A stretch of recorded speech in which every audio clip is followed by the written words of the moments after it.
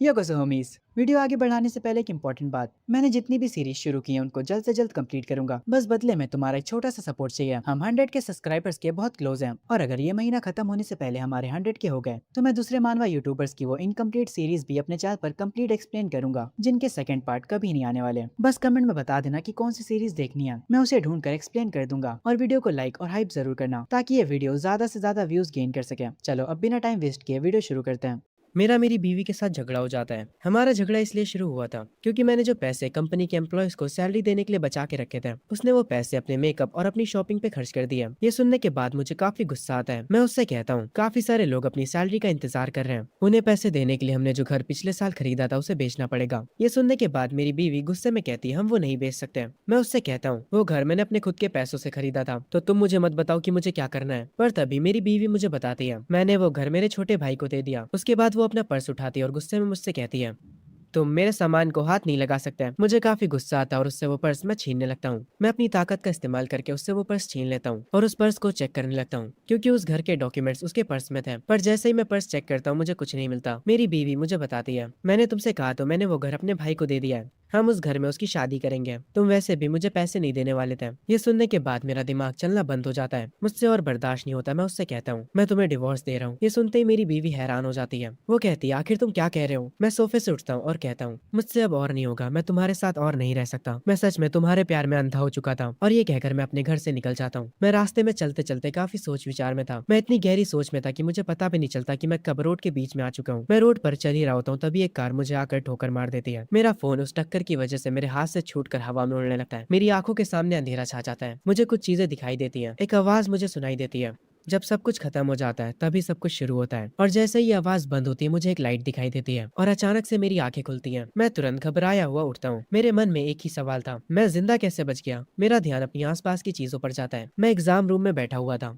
मुझे याद आता है ये एग्जाम तो मैंने कॉलेज लाइफ शुरू होने से पहले दिया था। मेरा ध्यान मेरे टीचर की तरफ जाता है। वो बिल्कुल वैसे ही थे जैसे वो हुआ करते थे। मैं अपने क्वेश्चन पेपर को देखता हूँ जिसमें डेट पड़ी होती है और ये कॉलेज एंट्रेंस एग्जाम होता है। मैं कस कर अपने पैर पर पंच करता हूँ और मुझे दर्द महसूस हो रहा था। ये पहली बार था जब दर्द होने पर भी मुझे खुशी होती है। मैं काफी एक्साइटेड हो जाता हूँ क्योंकि इस मोमेंट पर मुझे पता चल चुका था मैं टाइम में पीछे आ चुका हूँ। अब मैं अपनी गलतियों को दोबारा नहीं दोहराऊंगा। मैं तुरंत घड़ी की तरफ देखता हूँ। एग्जाम खत्म होने में 45 मिनट बचे थे क्योंकि अब मैं समय में पीछे आ चुका हूँ, इसीलिए मुझे टाइम का अच्छे से इस्तेमाल करना होगा। मैं तुरंत अपना पेपर लिखना शुरू कर देता हूँ। ये एग्जाम इंग्लिश का होता है। मुझे इंग्लिश इतने अच्छे से तो नहीं आती। पिछली बार मेरे एग्जाम खराब जाने की वजह से मैं एक बेकार के कॉलेज में चला गया था। मैं वो गलती दोबारा नहीं दोहराऊंगा। मैं क्वेश्चन पेपर को अच्छे से देखने लगता हूँ क्योंकि मेरे पास मेरी पिछली जिंदगी की मेमोरीज है, इसीलिए मैं याद करने की कोशिश करने लगता हूँ कि सही आंसर्स कौन से हैं। मैं अपने दिमाग पर काफी ज्यादा जोर डालता हूँ और धीरे धीरे करके मुझे सारे आंसर सही याद आने लगते हैं। मैं हर एक आंसर को सही लिखना शुरू कर देता हूँ। मैं अपने मन में सोचे जा रहा था, मुझे यकीन नहीं हो रहा कि मुझे सारे आंसर याद आ गए। शायद से भगवान ने मुझे एक और मौका दिया है। मैं तुरंत अपना एग्जाम लिखना शुरू कर देता हूँ बिना किसी देरी के। टीचर सारे लोगों पर ध्यान दे रहे होते हैं ताकि कोई चीटिंग ना कर सके। मेरा पेपर कुछ देर में हो जाता है। मैं अपने मन में सोच रहा होता हूँ इस बार मैंने पूरा पेपर सही करा है, अब मुझे उस बेकार के कॉलेज में नहीं जाना पड़ेगा। पूरा पेपर करने के बाद मैं बैठकर आराम करने लगता हूँ। तभी एग्जाम की जो बेल होती है वो बज जाती है, यानी एग्जाम खत्म हो चुका है। मैं तुरंत एग्जाम रूम से बाहर आता हूँ और हॉल में चलते हुए सोच रहा होता हूँ इस बार मुझे फ्यूचर में क्या बनना चाहिए। मैं गया जो कि पिछली जिंदगी में मेरी बीवी थी, मैं इस बार उसे अपनी जिंदगी खराब करने नहीं दूंगा। मेरा नाम है शुयान और मैं टाइम में पीछे आ चुका हूँ। मेरे चेहरे पर एक अजीब सी मुस्कान होती है, मानो जैसे मैं बहुत ही ज्यादा खुश हूँ। जब मैं स्कूल से निकलकर आगे जा रहा होता हूँ तभी पीछे से कोई मुझे आवाज देता है, अरे ओए शुयान मेरे लिए तो रुको।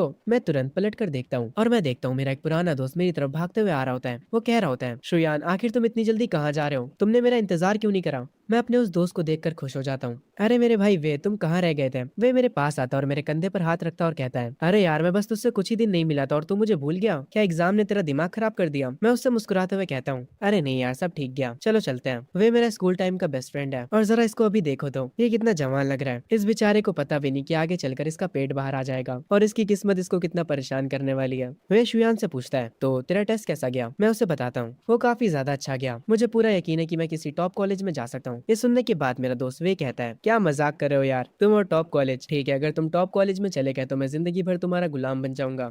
ये सुनने के बाद मैं कहता हूँ ठीक है फिर तो तैयार हो जाओ मेरे गुलाम बनने के लिए। ये सुनने के बाद वे हैरान हो जाता है और वो कहता है यार तुम तो काफी कॉन्फिडेंट लग रहे हो। उसके बाद वे मेरे पास भागते हुए आता है और मुझसे कहता है चल आजा दूसरे स्कूल के भी चक्कर लगा लेते हैं। मैं उससे कहता हूँ पर क्यों। वे कहता है क्यों से तेरा क्या मतलब है, मैं गया को देखने और क्या, तुम हर टेस्ट देने के बाद उसे देखने नहीं जाते थे उसके स्कूल में, क्या तुम ये भी भूल चुके हो। मैंग्याओ का नाम सुनकर मुझे थोड़ा सा गुस्सा आ जाता है और मैं कहता हूँ नहीं, मुझे उसे देखने नहीं जाना। और ये कहने के बाद मैं जल्दी जल्दी आगे जाने लगता हूँ। वे पीछे से आते हुए कह रहा होता है, हे इतनी तेज भी मत भागो। वो मुझे रोक कर कहता है, यार मैंग्याओ तो तेरी 3 सालों की क्रश है, तुम हर सुबह उसके लिए ब्रेकफास्ट भी लेकर आते थे, वो भी 3 सालों तक लगातार, तो अचानक से तुम्हें क्या हो गया है? ये सुनने के बाद मैं वे से कहता हूँ, नहीं मुझे कुछ नहीं हुआ है, मैं बस अपने घर जाना चाहता हूँ ताकि मैं अपने पेरेंट्स के साथ डिनर कर सकूँ। ये सुनने के बाद वे कहता है, शुयान आज तुम काफी अजीब लग रहे हो, तुम्हें आखिर हुआ क्या है? मैं उससे कहता हूँ, हाँ मुझे भी लगता है कि मैं थोड़ा वियर्ड बन चुका हूँ। तभी मुझे किसी और पर्सन की आवाज आती है। मैं तुरंत उधर पलट कर देखता हूँ। तब मैं देखता हूँ मेरी आंखों के सामने मेरी मॉम खड़ी होती हैं। वो मुझे अपने पास बुलाती हैं। मैं वैसे कहता हूँ, आज के लिए बहुत हो गया भाई, चल कल रात नेट कैफे में मिलते हैं, मैं अभी जा रहा हूँ। ये कहकर मैं वहां से जाने लगता हूँ। वे पीछे से कह रहा होता है, यार ये बातों को कितनी जल्दी बदलता है।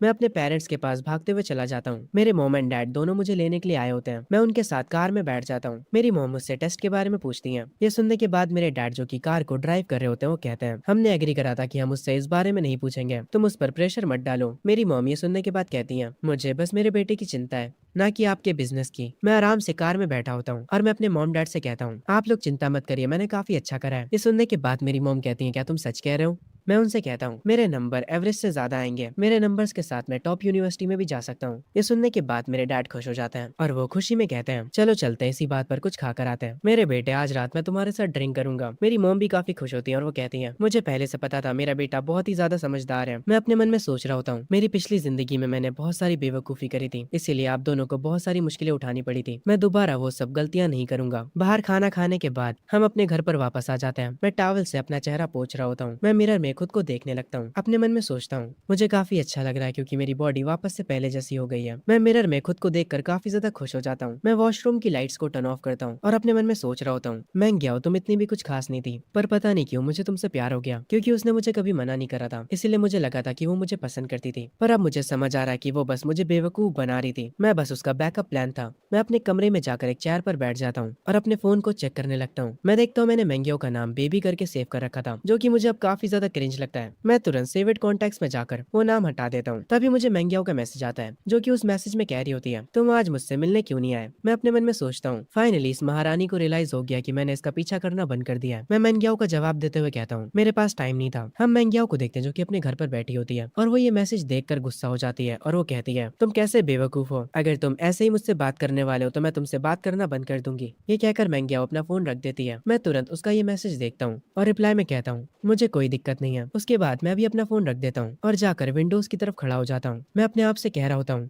कॉलेज एंट्रेंस एग्जाम सिर्फ मेरा पहला स्टेप है। इन दिनों सिर्फ डिग्री से कुछ नहीं होता। काश मुझे लॉटरी के नंबर्स याद आ जाए। ई कॉमर्स भी काफी बढ़िया चीज है। मैं यूट्यूबर बनकर वीडियोस भी बना सकता हूँ और लाइव स्ट्रीम भी कर सकता हूँ, पर वो सब अभी से करना काफी जल्दी हो जाएगा। अभी 2040 चल रहा है। ओह मुझे याद आया, एक स्टॉक काफी ज्यादा फटा था 2014 से लेकर 2015 तक। हाँ मुझे सही चीज याद आई, स्टॉक मार्केट। वो स्टॉक्स 2000 पॉइंट से बढ़कर 5000 पॉइंट्स तक पहुंच गए थे।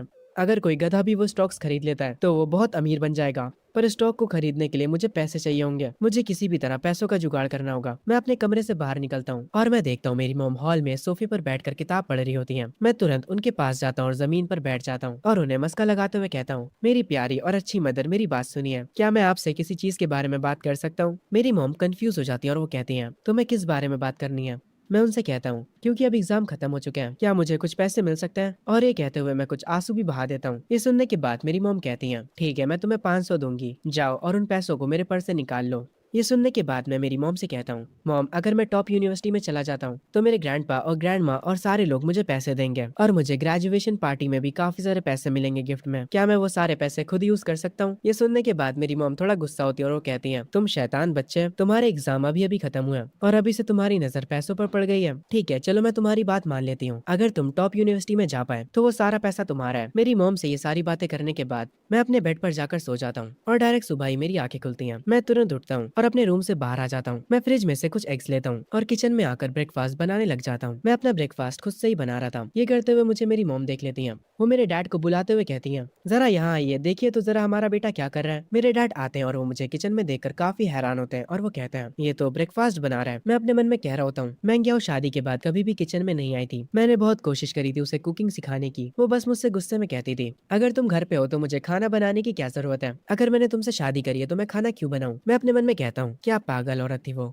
मैं अपने हाथों से बनाया हुआ खाना टेस्ट करता हूँ और वो काफी अच्छा बना होता है। मैं टेबल पर सबके लिए ब्रेकफास्ट लगा देता हूँ। मेरी मॉम डाइनिंग टेबल पर बैठकर मेरे डैड से कहती है क्या ये हमारे बेटे का कोई डुप्लीकेट तो नहीं है। मैं उन लोगों से कहता हूँ जल्दी से अपना नाश्ता फिनिश करिए वरना आप लोगों को काम के लिए देर हो जाएगी। मेरे डैड को मेरे हाथों का खाना काफी अच्छा लगता है और वो कहते हैं शुयन ये सब तुमने काफी मजेदार बनाया। आखिर तुमने कुकिंग करना कब सीखा। मैं अपने फोन को हाथ में उठाता हूँ और कहता हूँ मैंने खाना बनाना फोन पर देखकर सीखा है। मैं अपने मन में कहता हूँ अभी तक मैंने बस एक बार ही ब्रेकफास्ट बनाया है और ये लोग इतना ज्यादा खुश हो गए। मैं पहले कितना बेकार बेटा हुआ करता था। मैं बाहर वालों की सेवाएं करता था और अपनी फैमिली को बेकार ट्रीट करता था। तभी मेरी मॉम मुझसे पूछती है शुयन छुट्टियों के लिए तुम्हारा क्या प्लान है। तभी सीन शिफ्ट होता है मैंगियाओ पर। वो अपना फोन उठाती है और शुयन के साथ अपनी चैट्स देखती है। शुयन ने अभी तक उसको कोई भी मैसेज नहीं किया होता। वो समझ नहीं पा रही थी कि आखिर शुयन को हुआ क्या है। वो शुयन को मैसेज करते हुए कहती है आखिर चल क्या रहा है। क्या तुम आज भी मुझसे मिलने नहीं आने वाले हो। अगर तुम आज नहीं आए तो मैं कभी भी तुमसे बात नहीं करूंगी। मैंगियाओ काफी ज्यादा गुस्सा होती है। सीन वापस से शुयन के ऊपर शिफ्ट होता है। शुयन अपना फोन चला रहा होता है और वो कहता है मैं इस बार अपनी लाइफ को एंजॉय करूंगा। वो अपने दोस्तों से बात कर रहा होता है और उनसे कहता है ठीक है मैं तुमसे वहीं पर मिलूंगा जहाँ पर मैं तुमसे हमेशा मिलता हूँ। सीन वापस से मैंगियाओ के ऊपर शिफ्ट होता है। वो घर पर लेटी टीवी देख रही होती है। फिर वो अपना फोन उठाती है और अपनी एक दोस्त को कॉल करती है और उसे बताती है पता नहीं शुयन के साथ क्या हुआ है। पहले वो मुझे हर दिन गुड नाइट और गुड मॉर्निंग के टेक्स्ट भेजा करता था पर कल से तो उसने मेरा रिप्लाई भी नहीं किया है। वो मुझे नखरे दिखा रहा है। मैंगियाओ की दोस्त कहती है उसे इग्नोर करो और फिर वो भागता भागता खुद तुम्हारे पास आ जाएगा। जब उसे पता चलेगा कि तुम्हें इग्नोर करके उसे कुछ नहीं मिलने वाला तो वो तुम्हें और ज्यादा स्पॉइल करेगा। मैंगियाओ कहती है इन ट्रिक्स का यूज करके वो मेरी अटेंशन लेना चाहता है। मैं कुछ ज्यादा ही स्मार्ट हूँ उसके इस छोटे से गेम में फंसने के लिए। तभी सीन शिफ्ट होता है हमारे एमसी और उसके दोस्त वे के ऊपर। वे काफी हैरानी में कहता है आखिर तुझे आज हुआ क्या है। तुम पार्ट टाइम जॉब स्टार्ट कर रहे हो। मैं उससे कहता हूँ तुम्हें क्या लगता है हम पढ़ाई क्यों करते हैं। वे जवाब में कहता है हम पढ़ाई एक अच्छे कॉलेज में जाने के लिए करते हैं ताकि हम एक अच्छी यूनिवर्सिटी में जा सके। मैं वे से कहता हूँ तुम एक अच्छे कॉलेज क्यों जाना चाहते हो। वे कहता है ताकि हमें एक अच्छी जॉब मिल सके। मैं उससे कहता हूँ तुम्हें जॉब क्यों करनी है। वे थोड़ा हैरान होता है और कहता है ताकि हम पैसे कमा सके। मैं एक्साइटेड हो जाता हूँ और उससे कहता हूँ अब तुम आए हो ना काम की बात पे। पैसा कमाना ही मैटर करता है। ये सुनने के बाद वे हैरान हो जाता है। मैं आगे चलते हुए उससे कह रहा होता हूँ अगर तुम अभी कोई पार्ट टाइम जॉब नहीं ढूंढ लेते तो जब कॉलेजेस की छुट्टियां चालू होंगी तब तुम्हें कोई भी जॉब नहीं मिलने वाली। मैं एक शॉप पर रुकता हूँ और उनसे कहता हूँ प्लीज हमारे लिए 2 लेमनेड्स लेकर आइए। वो शॉपकीपर कहती है आपकी 2 ड्रिंक्स के हुए $16। ये सुनने के बाद मैं वे से कहता हूँ चल बे वे पैसे निकाल। आज मेरी ड्रिंक के पैसे तुम दोगे। जब मैं अमीर हो जाऊंगा तब मैं तुम्हें $30 की स्टारबक्स की कॉफी पिलाऊंगा। वे बेचारे को घंटा को समझ नहीं आता। वो ड्रिंक्स के पैसे दे देता है। ये लोग आगे चलकर एक जगह पर बैठकर अपनी ड्रिंक्स पीने लगते हैं। अरे शुयन मैं तुझे कुछ बताना चाह रहा था। मेरे पेरेंट्स ने मुझसे कहा है कि अगर मैं टॉप कॉलेज में चला जाता हूँ तो वो मुझे अच्छे खासे पैसे देंगे। ये सुनने के बाद मैं कहता हूँ पर तुम अच्छे कॉलेज में नहीं जाने वाले। उम्मीद छोड़ दो। वे कहता है तुम्हें कैसे पता मैं टॉप कॉलेज में नहीं जाने वाला। मैं उससे कहता हूँ असल में मुझे कल रात सपना आया था कि बहुत मुश्किल से ही तुम सेकंड ईयर पर पहुंचे हो और मैंने अपने सपने में तुम्हारी बीवी को भी देखा और ये भी देखा कि वो तुम पर चीट कर देती है। ये सुनने के बाद वे गुस्सा हो जाता है और वो कहता है अबे तेरी तो तू क्या बात कर रहा है। तू अब अपने दोस्त को श्राप देगा। ये सुनने के बाद मैं हंसता हूँ और कहता हूँ अरे ठीक है यार कोई ना होता है चलो उस जगह पर भी चलते हैं। मैं अपने हाथ को पॉइंट आउट करता हूँ एक मीट म्यूजिक पब की तरफ। वे कहता है नहीं यार मैं नहीं जाऊंगा मैं बहुत ज्यादा थका हुआ हूँ। मैं मुस्कुराते हुए उससे कहता हूँ ठीक है अगर तुम्हें नहीं जाना तो तुम मत जाओ मैं तो जा रहा हूँ। उसके बाद मैं उस शॉप में आ जाता हूँ। मैं उनसे पूछता हूँ हाय क्या आप समर वर्कर्स को हायर कर रहे हैं। एक एम्प्लॉय टेबल को क्लीन करते हुए कहती है हमारे बॉस अभी पीछे वाले रूम में आप थोड़ा इंतजार करिए। ये कहकर वो एम्प्लॉय बॉस को बुलाने चली जाती है। तभी मेरे पीछे से कोई बोलता और कहता है हे हैंडसम जरा इधर देखो। मैं जब उधर पलट कर देखता हूँ तो वो एक लड़की होती है जो कि काफी सुंदर दिख रही होती है। वो मुझसे कहती है क्या तुम जॉब ढूंढ रहे हो। मैं उस लड़की से कहता हूँ हाँ मैं इस समर के लिए जॉब ढूंढ रहा हूँ। मैंने कुछ टाइम पहले अपने कॉलेज एंट्रेंस एग्जाम को फिनिश करा है इसीलिए अब मैं फ्री हूँ। वो लड़की सोफे पर बैठ जाती है और कहती है क्या तुम्हारे पास कोई स्किल्स है। मैं उससे कहता हूँ हाँ मेरी स्किल्स काफी ज्यादा है। ये सुनकर वो लड़की हंसती है और मुझसे कहती है ठीक है मैं अब तुमसे मजाक करना बंद करती हूँ। तुम खड़े क्यों हो तुम भी बैठ जाओ। मैं सोफे पर बैठ जाता हूँ। वो लड़की कहती है हमारी शिफ्ट 5 बजे से लेकर 11 बजे तक है। सैलरी 2800 से ज्यादा होगी और अगर तुम कोई भी छुट्टी नहीं करते हो तो 150 एक्स्ट्रा मिलेंगे। ये ऑफर कैसा है। ये सुनने के बाद मैं अपने मन में सोचने लग जाता हूँ इस हिसाब से मुझे हर दिन 6 घंटे काम करना पड़ेगा। ये जॉब बाकी की जॉब से इजी है और सैलरी भी काफी ज्यादा है। मैं बिना देर करे उस लड़की से कहता हूँ मुझे कोई दिक्कत नहीं है तो मैं काम कब से शुरू कर सकता हूँ। वो लड़की मुझसे कहती है तुम आज से ही काम स्टार्ट कर सकते हो। मैं ये सुनकर थोड़ा हैरान होता हूँ और उस लड़की से कहता हूँ क्या मैं कल से नहीं शुरू कर सकता। असल में मुझे पहले अपनी फैमिली से बात करनी होगी। वो लड़की कहती है ठीक है कोई बात नहीं। मैं उस लड़की को अपना नाम बताता हूँ और उससे कहता हूँ आपका नाम क्या है बॉस लेडी। वो कहती है मेरा नाम पे यूवी है। मैं उस शॉप से निकलते हुए कहता हूँ तो मैं आपसे कल मिलता हूँ मिस यूवी। जब हमारा एमसी यहाँ से जा रहा था तब वो लड़की यानी यूवी अपने मन में कह रही होती है एक्चुअली हमारे पास लोगों की कमी नहीं है पर इस जैसे लड़के का यहाँ होना काफी मजेदार होगा। मैं तुरंत अपने दोस्त वे के पास जाता हूँ और उससे कहता हूँ मुझे नौकरी मिल गई चलो अब यहाँ से चलते हैं। वे ये सुनने के बाद काफी हैरान होता है और वो कहता है तूने क्या कहा क्या जॉब पाना इतना ईजी होता है। मैं उससे कहता हूँ और क्या, तुमने मौका गवा दिया। जो वहाँ की ओनर है वो काफी ज्यादा हॉट है, वो काफी ज्यादा सुंदर है और उसकी आवाज काफी प्यारी है, उसके बाल बहुत लंबे हैं और वो खुद भी काफी लंबी है। ये सुनने के बाद वी कहता है, अरे यार मुझे भी उससे मिलवाओ। ये सुनने के बाद मैं कहता हूँ, हाँ हाँ सपने मत देखो, खुद से जाओ अगर तुम्हें उसे देखना है तो। ये सुनने के बाद वे कहता है, अरे यार चलो भी ना। मैं वे से कहता हूँ, हे वे तुम अमीर बनना चाहते हो? वे कहता है, ऑफ कोर्स यार। मैं वे से कहता हूँ, तो मुझे कुछ पैसे उधार दे दो। ऐसा तो मेरे दोस्त भी करते हैं मेरे साथ। खैर स्टोरी पर वापस आते हैं। मैं वे से कहता हूँ, मैं तुम्हें अगले साल डबल पैसे वापस करूंगा। वे कहता है, तुम क्या करने वाले हो? मैं उससे कहता हूँ, मुझे एक जगह के बारे में पता है, एक इंटरनेट कैफे जहाँ पर अगर तुम 500 डिपॉजिट करोगे तो तुम्हें 1000 का बोनस मिलेगा। वे ये सुनने के बाद कहता है, तुम मुझसे मजाक करना बंद करो। मैं वे को एक पेड़ की तरफ इशारा करते हुए कहता हूँ, तुम्हें वो पत्ती दिख रही है जो सबसे ऊपर है? अगर तुमने उसे छू लिया तो तुम बॉस हो। वे और मैं तुरंत जाकर उस पत्ती को छूने के लिए जंप करने लगता है। मुझे काफी मजा आ रहा था ये करने में। तभी वे उस पत्ती को छू लेता है। हम बैठ जाते हैं। वे मुझसे कहता है, हे शुयन तुमने वो देखा ना, मैंने उस पत्ती को टच कर लिया था। हम दोनों ही घास पर बैठकर हंसने लगते हैं। तभी मैं वे से कहता हूँ, वे तुम काफी लकी हो क्योंकि मैं तुम्हारा दोस्त हूँ इस लाइफ में। अगर मैं कभी अमीर बनता हूँ तो तुम भी मेरे साथ हो गया। ये सुनने के बाद वे कहता है, वो तो हमारा फ्यूचर ही बताएगा। सीन शिफ्ट होता है मेरे घर पर। मैं अपने मॉम एंड डैड के साथ बैठा होता हूँ और उन्हें अपनी जॉब के बारे में बता देता हूँ। ये सुनने के बाद मेरी मॉम कहती है, नहीं तुमने अभी कॉलेज एग्जाम फिनिश करा है तो तुम अभी से ही काम क्यों करना चाहते हो? तुम आराम से बस घर पर मजे करो।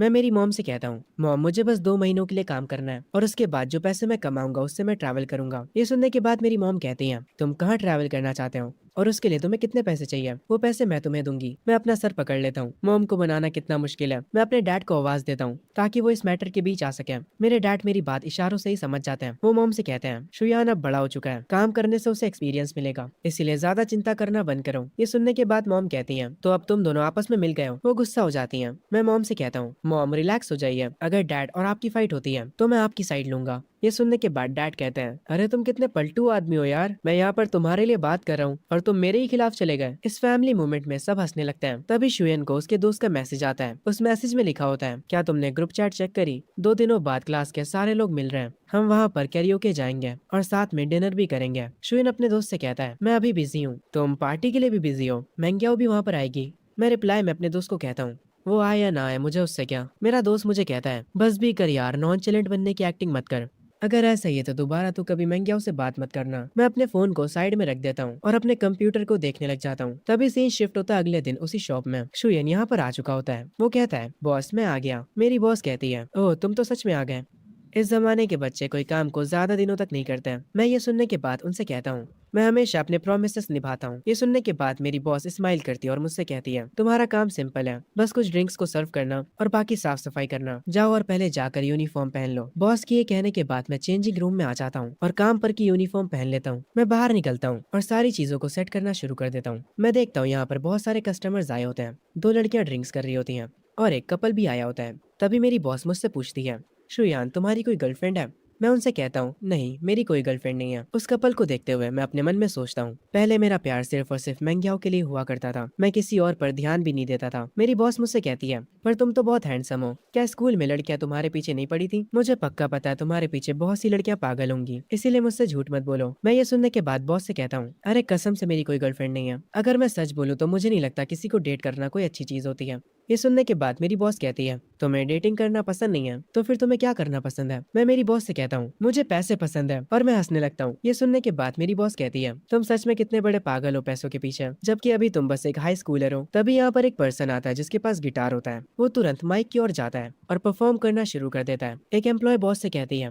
मैडम ये आज फिर से देर से आया है। बॉस कहती है, अरे छोड़ो, इन दिनों अच्छे सिंगर्स को ढूंढना बहुत मुश्किल काम है। वो सिंगर अपना परफॉर्मेंस शुरू कर देता है। मैं तुरंत बॉस के पास जाता हूँ और कहता हूँ, आखिर ये बंदा एक दिन में कितने कमा लेता होगा? मेरी बॉस मुझसे कहती है, ये 2 घंटे गाना गाने का $150 चार्ज करता है। तुम्हें इससे जलन तो नहीं होगी? वो सिंगर अपने स्टेज पर आराम से परफॉर्म कर रहा होता है। उसकी सिंगिंग को सुनकर मैं अपनी बॉस से कहता हूँ, पर वो इतना भी अच्छा नहीं गा रहा है। ये सुनने के बाद मेरी बॉस कहती है, अगर तुम्हें लगता है कि ये अच्छा नहीं गा पा रहा है तो कैसा रहेगा आज रात इसके बाद तुम गाओ, अगर तुम इससे बेटर गाते हो तो मैं तुम्हें $100 एक्स्ट्रा दूंगी। ये सुनने के बाद मैं थोड़ा सोच में पड़ जाता हूँ और अपने मन में कहता हूँ, पिछली जिंदगी में मैंने कुछ सालों तक गिटार की प्रैक्टिस करी थी ताकि मैं मैंग्याओ को इम्प्रेस कर सकूं। तो हाँ मैं गिटार बजा सकता हूँ। मैं बॉस से कहता हूँ, हाँ ये ठीक है मैं कर लूंगा। तभी मेरे फोन पर किसी का मैसेज आता है और मैं अपने फोन को पलट कर रख देता हूँ। ये देखने के बाद मेरी बॉस कहती है, तुम रिप्लाई क्यों नहीं कर रहे हो? तुम्हारी गर्लफ्रेंड को तुम्हारी चिंता हो रही होगी। मैं अपनी बॉस को बताता हूँ, वो नोटिफिकेशन क्लास रियूनियन की थी, मैंने उनसे कह दिया कि मैं नहीं आने वाला। ये सुनते ही मेरी बॉस कहती है, तो ये बात है, हाई स्कूल रियूनियन जल्दी नहीं हुआ करता है, तुम्हें वहाँ पर जाना चाहिए। क्या तुम काम से छुट्टी मांगने के लिए शर्मा रहे हो? मैं टेबल को साफ करते हुए कहता हूँ, नहीं ऐसा नहीं है, असल में मुझे रियूनियंस काफी बोरिंग लगता है। मेरी बॉस मुझसे कहती है, कोई बात नहीं, मैं तुम्हें छुट्टी दे रही हूँ, तुम कल काम पर मत आना।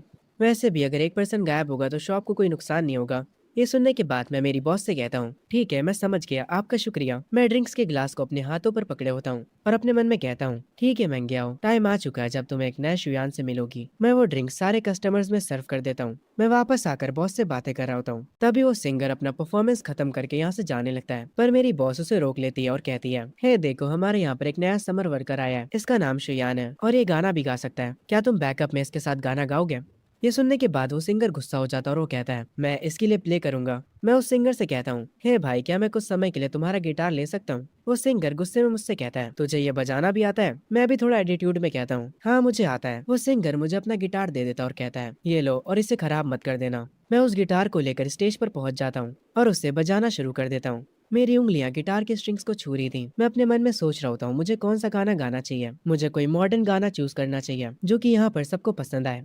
ठीक है अब मैं गाना शुरू करता हूँ। मैं गाना गाना शुरू करता हूँ। मेरी बॉस मुझे देखने लग जाती हैं और सिर्फ मेरी बॉस ही नहीं बल्कि वहाँ के हर एक कस्टमर का ध्यान मुझ पर आ जाता है। मैं अपनी पुरानी मेमोरीज को याद करते हुए गाना गा रहा होता हूँ, इसीलिए मेरी आवाज में इमोशंस होते हैं जो कि उस सिंगर तक को हैरान कर देते हैं। उस शॉप की वेट्रेस भी मुझे देखने लग जाती है। मेरा पूरा फोकस गाने पर होता है। कुछ देर में गाना खत्म हो जाता है और जैसे ही गाना खत्म होता है सारे लोग मेरे लिए तालियां बजाना शुरू कर देते हैं। शॉप का हर एक कस्टमर मेरी तारीफ कर रहा होता है। मेरी बॉस भी मेरे लिए क्लैपिंग करने लगती है। मैं स्टेज से उतरकर बॉस के पास आ जाता हूँ। मैं काफी शर्मा रहा होता हूँ। मैं मेरी बॉस से कहता हूँ, आखिर सब लोग मुझे ही क्यों देख रहे हैं? मेरे साथ काम करने वाली दूसरी वेट्रेस मुझसे कहती है, शुयान तुम काफी अच्छा गाना गाते हो। मेरी बॉस कहती है, ये गाना सिर्फ अच्छा ही नहीं था बल्कि शुयन इस गाने को पूरे इमोशंस के साथ गा रहा था। वो सिंगर मुझसे आकर तुरंत अपना गिटार छीन लेता है और शॉप से तुरंत चला जाता है। मैं बॉस से पूछता हूँ, क्या वो सिंगर ठीक है? मेरी बॉस कहती है, उसके बारे में चिंता मत करो, मेरे पास आओ, अपना फोन बाहर निकालो और मुझे अपने वीचैट की आईडी दो, चलो हम एक दूसरे को ऐड करते हैं। मैंने तुम्हें $100 का बोनस देने के लिए कहा था। मैं अपनी आंखें नीचे करके बॉस से कहता हूँ, उसकी कोई जरूरत नहीं है बॉस, आपको मुझसे फॉर्मल तरीके से बात करने की जरूरत नहीं है। मैं तुरंत अपना फोन निकाल लेता हूँ। मेरी बॉस कहती है,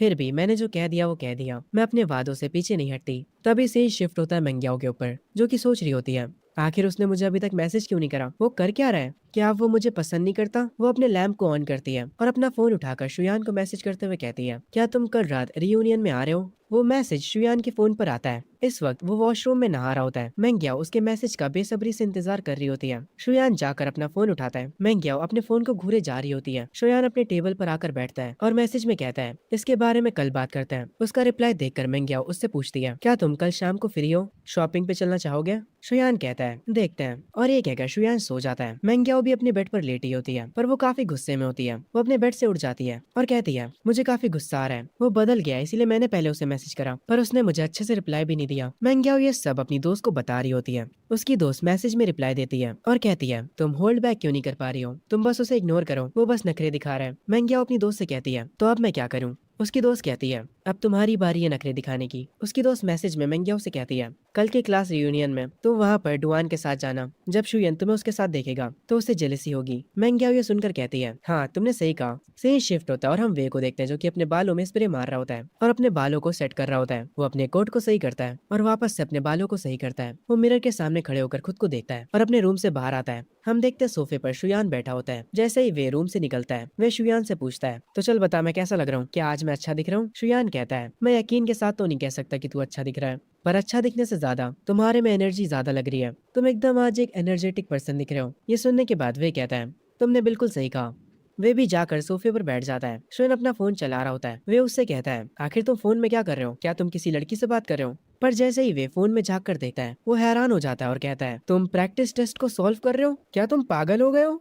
हमारे कॉलेज एंट्रेंस एग्जाम खत्म हो चुके हैं। ये सुनने के बाद मैं कहता हूँ, अरे यार तुम खुद से कुछ भी मत सोचा करो, ये फॉर्म ड्राइविंग टेस्ट के लिए है। जब हम कॉलेज चले जाएंगे तो इन सब के लिए हमारे पास टाइम नहीं होगा। ये सुनने के बाद वे थोड़ा घबरा जाता है और वो कहता है, हे शुयान, क्या मेंग्याओ ने तुम्हें छोड़ दिया है और उसी वजह से तुम पागल हो गए हो? मैं अभी भी फोन में फॉर्म भर रहा होता हूँ और वे से कहता हूँ, मैंने तुमसे कहा तो था, मुझे मेंग्याओ से कोई मतलब नहीं है। ये सुनते ही मेरा दोस्त वे कहता है सच में? मुझे यकीन नहीं होता। सीन शिफ्ट होता हाई स्कूल के बाहर। सारे स्टूडेंट्स रियूनियन के लिए यहाँ पर आ चुके होते हैं। शुयान अभी भी अपने फोन में लगा होता है। वे मॉनिटर से कहता है, मॉनिटर ऑलरेडी 5 बज चुके हैं, चलो भी अब कुछ खाने चलते हैं। मॉनिटर किसी को फोन लगा रहा होता है। वो वे से कहता है, अभी भी मियोंग और शियान और डुआन मिसिंग है, तुम लोगों को पता है वो कहाँ पर है? ये सुनने के बाद शुयान कहता है, मुझे कैसे पता होगा? तभी बाकी के कुछ मिसिंग स्टूडेंट्स यहाँ पर आ जाते हैं, पर यहाँ पर अभी भी मेंग्याओ और डुआन नहीं आए होते हैं। ये देखने के बाद वे हैरान होता है। शुयान अभी भी अपने फोन में कुछ कर रहा होता है और वो इतना ध्यान नहीं देता। तभी मॉनिटर को डुआन की कॉल आती है। वो कॉल पर मॉनिटर से कहता है वो और मेंग्याओ साथ में है, उन्हें आने में थोड़ा टाइम लग सकता है। ये सुनने के बाद मॉनिटर कहता है, ठीक है तो हम लोग पहले पहुंच जाते हैं एंड कुछ खाने के बाद हम कैरियोके जाएंगे। सेम शिफ्ट होता है, ये लोग किसी बढ़िया से रेस्टोरेंट में होते हैं। वे अपनी ड्रिंक को उठाकर कहता है, चलो सारे के सारे चीयर्स करते हैं। सब लोग यहाँ पर डिनर एंजॉय कर रहे होते हैं। यहाँ पर बहुत सारे स्टूडेंट्स होते हैं। उसके बाद ये लोग कैरियोके में जाते हैं। सब लोग बारी बारी से गाना गा रहे होते हैं और एकदम हंसी मजाक का माहौल बना होता है।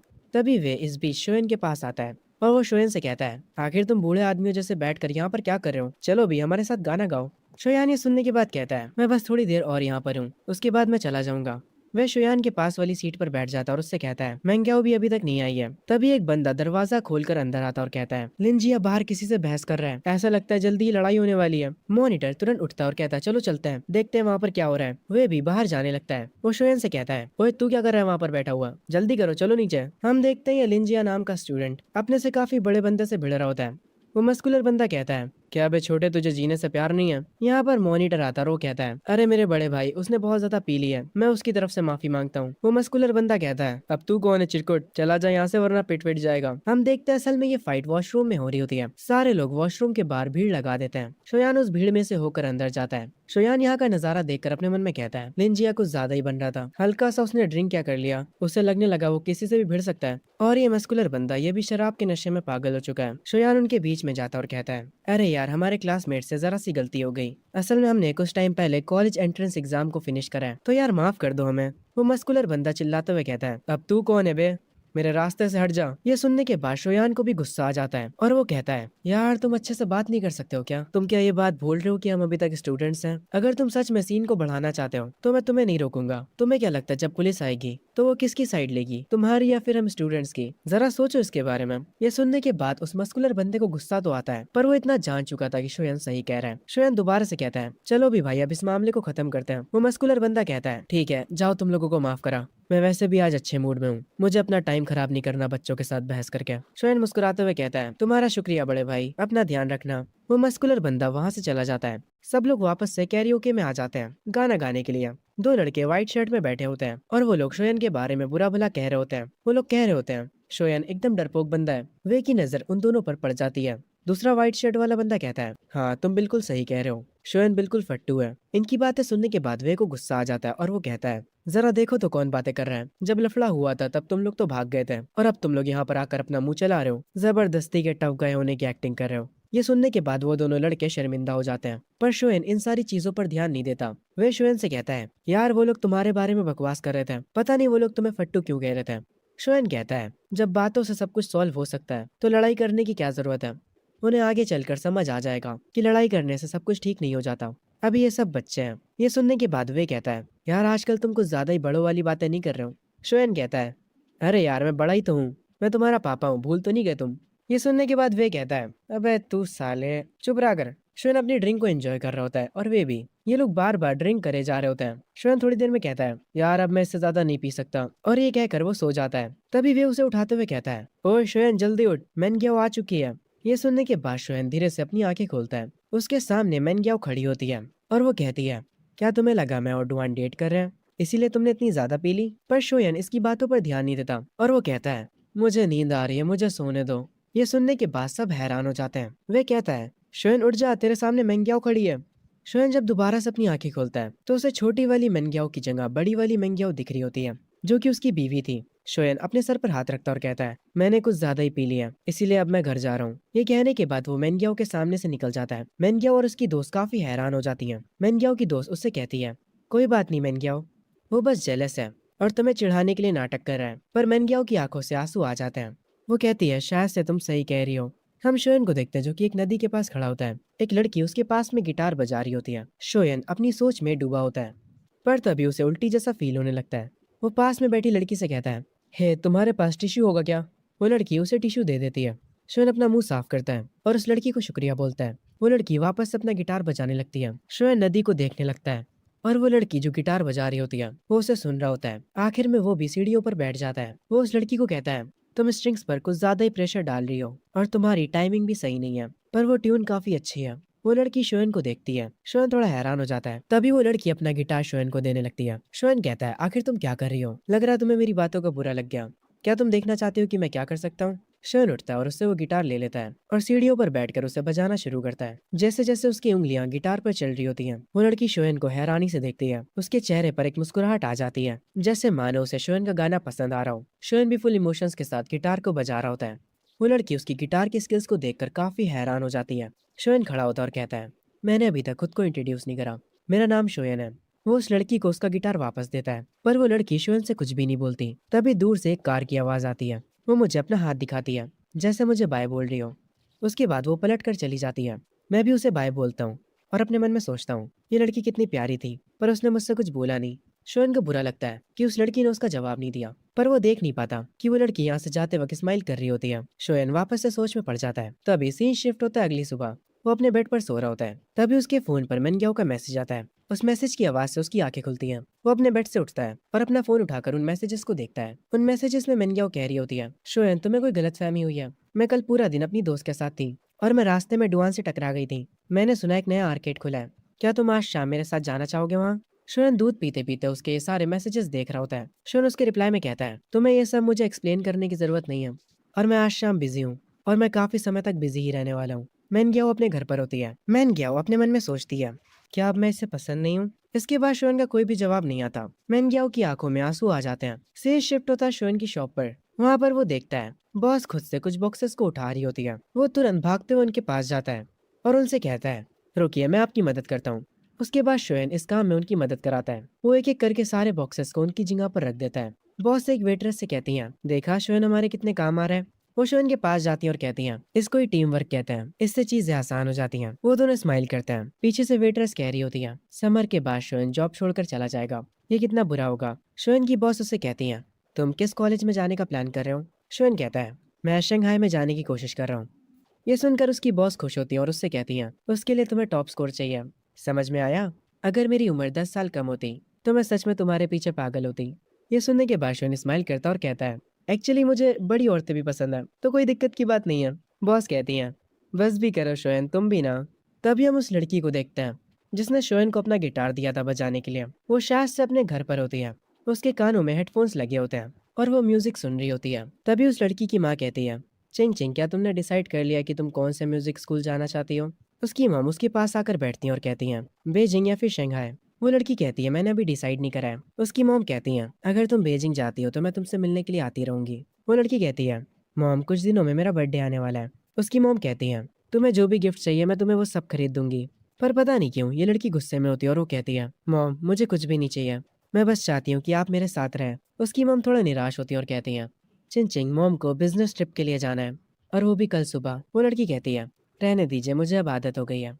ये कहकर वो लड़की अपने रूम में चली जाती है और सोने की कोशिश करने लगती है। अगली सुबह वो उठती है और खिड़की से बाहर देखने लगती है, पर उसका ये पूरा घर अकेला होता है। वो तो इसे घर भी नहीं कह सकती। वो जब डाइनिंग टेबल पर जाती है तो उसे एक लेटर मिलता है जिसमें उसकी मॉम उसे सॉरी बोल रही होती है बिजनेस ट्रिप पर जाने के लिए। चिंग चिंग उस कागज को फाड़ देती है और उसे कूड़े में फेंक देती है और अकेले बैठकर अपना नाश्ता करती है। और उसके बाद वो गिटार बजाने की प्रैक्टिस करती है। उसे ऐसा महसूस होने लगा था जैसे इस पूरी दुनिया में वो अकेली है। तभी यहाँ पर कोई अपनी कार से आता है और अंदर जाकर उस लिविंग रूम में उस लड़की को गिटार बजाते हुए देखता है। वो जो औरत यहाँ पर आई है वो कुछ भी नहीं बोलती और शांति से उस लड़की को देखती है। उसे थोड़ा उस लड़की के लिए बुरा लगता है। अगला दिन भी सेम होता है। घर में कोई भी मजा नहीं। वो जो औरत यहाँ पर आई थी वो घर में अपना काम करना शुरू कर देती है, पर वो उस लड़की को बिल्कुल भी डिस्टर्ब नहीं करती। दोनों अपने अपने काम से मतलब रखता है। वो लड़की शोएन के बारे में सोचने लगती है।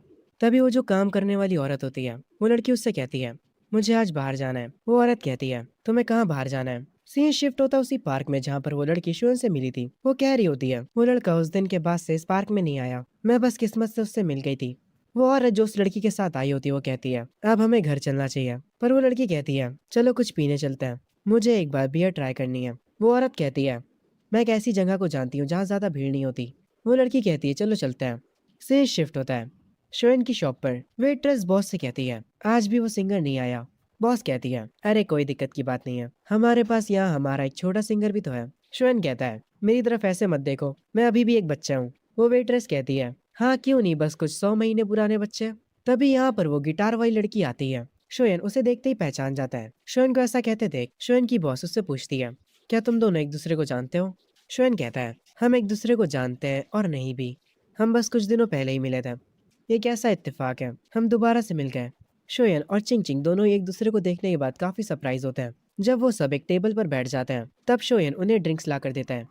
बॉस शोयन से कहती है, क्या तुम आज कोई गिटार नहीं बजाने वाले? चिंग चिंग इस बात पर अपना सिर हिलाती है, जैसे वो शोयन से कह रही हो कि गिटार बजाओ। शोयन कहता है, ठीक है आज मैं गिटार बजाऊंगा, बस मुझे देखते जाइए, और मैंने सुना है कि आज रात कैश प्राइजेस भी हैं। बॉस कहती है, चिंता मत करो, तुम्हें प्राइजेस जरूर मिलेंगे। ये सुनने के बाद वहां से चला जाता है गिटार बजाने के लिए।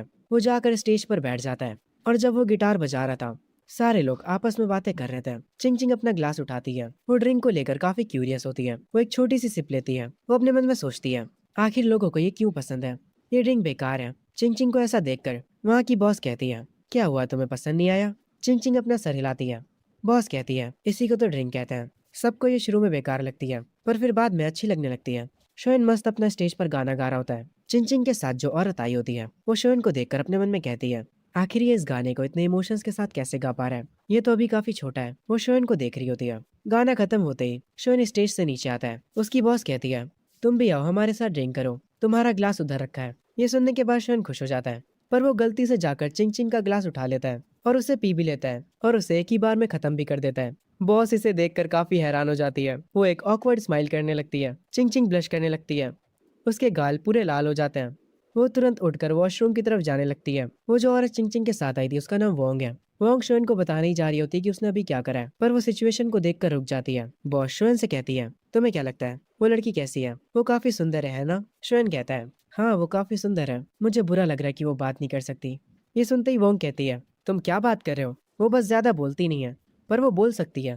तभी चिंग चिंग वॉशरूम से आती है और वोंग से कहती है, चलो चलते हैं। उसकी आवाज सुनने के बाद शोन कहता है, इसकी तो आवाज भी प्यारी है। बॉस शोयन से कहती है, जाओ इन्हें बाहर तक छोड़ कर आओ। शोयन कहता है, मैं समझ गया। शोयन उन्हें उनकी कार तक छोड़ने जाता है। वो चिंग चिंग के लिए कार का गेट भी खोलता है। शोयन चिंग चिंग से कहता है, रात में बाहर मत निकला करो, ये थोड़ा डेंजरस होता है। चिंग चिंग कहती है, मुझे तो तुम डेंजरस लगते हो, क्या तुम अपनी बात कर रहे हो? अभी अंदर शॉप में तुम मुझे घूरे जा रहे थे, यहाँ तक कि तुमने मेरे ग्लास से ड्रिंक किया। शोयन थोड़ा निराश होता और कहता है, ठीक है मैं मान लेता हूँ कि मैं तुम्हें देख रहा था, पर मुझे नहीं पता था कि वो तुम्हारा ग्लास है। चिंग चिंग कुछ नहीं कहती और यहाँ से चली जाती है। शोयन पीछे खड़े उसकी कार को जाते हुए देख रहा होता है। तभी हम कार के अंदर का सीन देखते हैं। चिंग चिंग हंस रही होती है और कहती है, तुम कितने बेवकूफ हो, तुमने सच कितनी जल्दी बोल दिया। हम देखते हैं शोयन को काफी बुरा लगता है, पर वो कुछ बोल भी तो नहीं सकता था। वो वापस से शॉप के अंदर जाता है।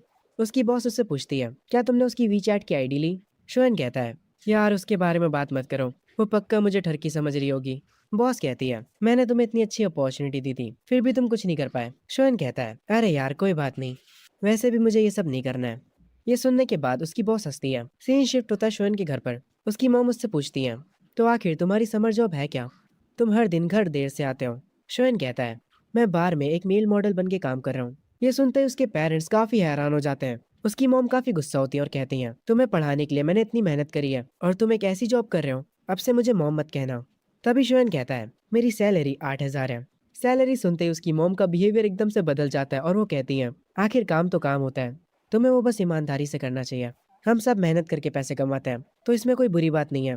बाय द वे, क्या हम तुम्हें वहां पर देखने आ सकते हैं? शोयन के डैडी सुनकर हैरान हो जाते हैं। तभी शोयन हंसता और कहता है, अरे मॉम मैं बस मजाक कर रहा था, मैं एक लॉन्च बार में बस एक वेटर हूँ। उसकी मॉम हैरान होती है और कहती हैं, तुम शैतान बच्चे। थोड़ी देर बाद शोयन अपने रूम में आ जाता है और वो अपने रूम में आकर ड्राइविंग लाइसेंस के लिए रिसर्च करने लगता है। वो अपनी ड्राइविंग का स्कोर देखता है जो कि 90 होता है। शोयन खुशी में उठता है और कहता है, मैं आज शाम को कुछ जरूरी काम निपटा लूंगा। सीन शिफ्ट होता है चिंग चिंग पर, जो कि अपने शूज के लेस बांध रही होती है। वो अपनी केयर टेकर मिस वोंग से कहती है, मैं कुछ समय के लिए बाहर जा रही हूँ। मिस वोंग उससे कहती है, और तुम कहाँ जा रही हो? चिंग चिंग कहती है, पहले तो मैं जाकर अपने डैड से मिलूंगी और उसके बाद कुछ चीजें खरीदने जाऊंगी। मिस वोंग कहती है, ठीक है मैं तुम्हारे साथ चलूंगी। क्या तुम्हारे डैड इस वीकेंड भी अपनी कंपनी में? चिंग चिंग कहती है, उन्हें वही होना चाहिए, वैसे भी वो घर से ज्यादा टाइम अपनी कंपनी में बिताता है। सीन शिफ्ट होता है चिंग चिंग के डैड के ऑफिस में और हम देखते हैं यहाँ पर चिंग चिंग आई होती है, पर उसके डैड ने उसे नोटिस भी नहीं करा होता। उसके डैड पीछे मुड़ते हैं और अपनी बेटी को देखते हैं। वो उससे कहते हैं, तुमने दरवाजे पर नॉक क्यों नहीं करा, और तुम यहाँ पर क्या कर रही हो? तुम्हारी माँ ने कहा कि तुम आर्ट स्कूल में स्टडी करना चाहती हो, पर मुझे लगता है कि तुम्हें अब्रॉड में स्टडी करना चाहिए। चिंग चिंग गुस्से में कहती है, आपको लगता है कि अगर मैं यहाँ रही तो मैं आपके दूसरी औरतों के साथ अफेयर के बीच में आ जाऊंगी। चिंग चिंग के डैड कहते हैं, मैंने तुमसे पहले ही कहा था बेटा, तुम्हारी मॉम और मैंने डिवोर्स ले लिया एक दूसरे से, काम की वजह से। वो सब छोड़ो, आज तुम्हें मुझसे क्या काम है? चिंग चिंग कहती है, आज रात आप फ्री हैं? चिंग चिंग के डैड कहते हैं, आज रात मेरी एक बहुत ही इंपॉर्टेंट मीटिंग है। चिंग चिंग कहती है, आप कभी फ्री भी होते हैं? और वो यहाँ से जाने लगती है, पर तभी उसके डैड उसका हाथ पकड़ लेते हैं। चिंग चिंग गुस्से में अपने हाथ को छुड़ाते हुए कहती है, मुझे टच मत करिए, आपके लिए मीटिंग ज्यादा जरूरी है मुझसे। आपको तो ये भी नहीं पता कि आज क्या है। और ये कहकर चिंग चिंग यहाँ से चली जाती है। उसके डैड सोचते हैं, आज कौन सा दिन है? वो अपने दिमाग पर जोर डालते हैं याद करने के लिए कि आज क्या है, और फाइनली उन्हें याद आ जाता है कि आज उनकी बेटी का बर्थडे है। वो तुरंत कहते हैं, अरे आज तो उसका बर्थडे था। तभी सीन शिफ्ट होता है, हम शोएन को देखते हैं जो कि बैंक आया होता है। वहाँ की एम्प्लॉय शोएन से कहती है, आपका सिक्योरिटी अकाउंट रेडी हो चुका है। और शोएन जिस बैंक में आया होता है वो बैंक और किसी का नहीं बल्कि चिंग चिंग के डैड का होता है। जब वो अपना काम कराकर यहाँ से जा रहा होता है तभी सीढ़ियों से भागते हुए नीचे चिंग चिंग आ रही होती है। वो शोएन से टकरा जाती है। शोएन उसे देखता है और उससे पूछता है, क्या तुम ठीक हो? अरे ये तो तुम हो। पीछे सीढ़ियों से चिंग चिंग के डैड आ रहे होते हैं। चिंग चिंग उन्हें देखती है और फिर वो शोएन से कहती है, कुछ मत कहना। वो शोएन का हाथ पकड़ लेती है। शोएन को कुछ भी समझ नहीं आता और वो अपने मन में कहता है, आखिर यहाँ पर चल क्या रहा है? चिंग चिंग के डैड उसको शोएन के साथ देखकर कहते हैं, अब ये कौन है?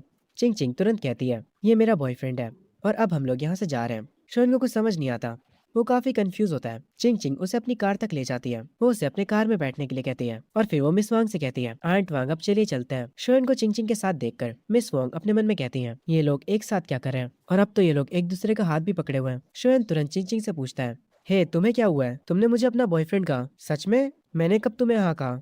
चिंग चिंग कहती है, समझ लो तुमने मुझ पर एक एहसान करा। शोएन हैरान होता और कहता है, मैंने तुम पर एहसान करा? तुम्हारे में सच में कोई भी शर्म नहीं है। चिंग चिंग कहती है, तो फिर तुम्हें और क्या चाहिए?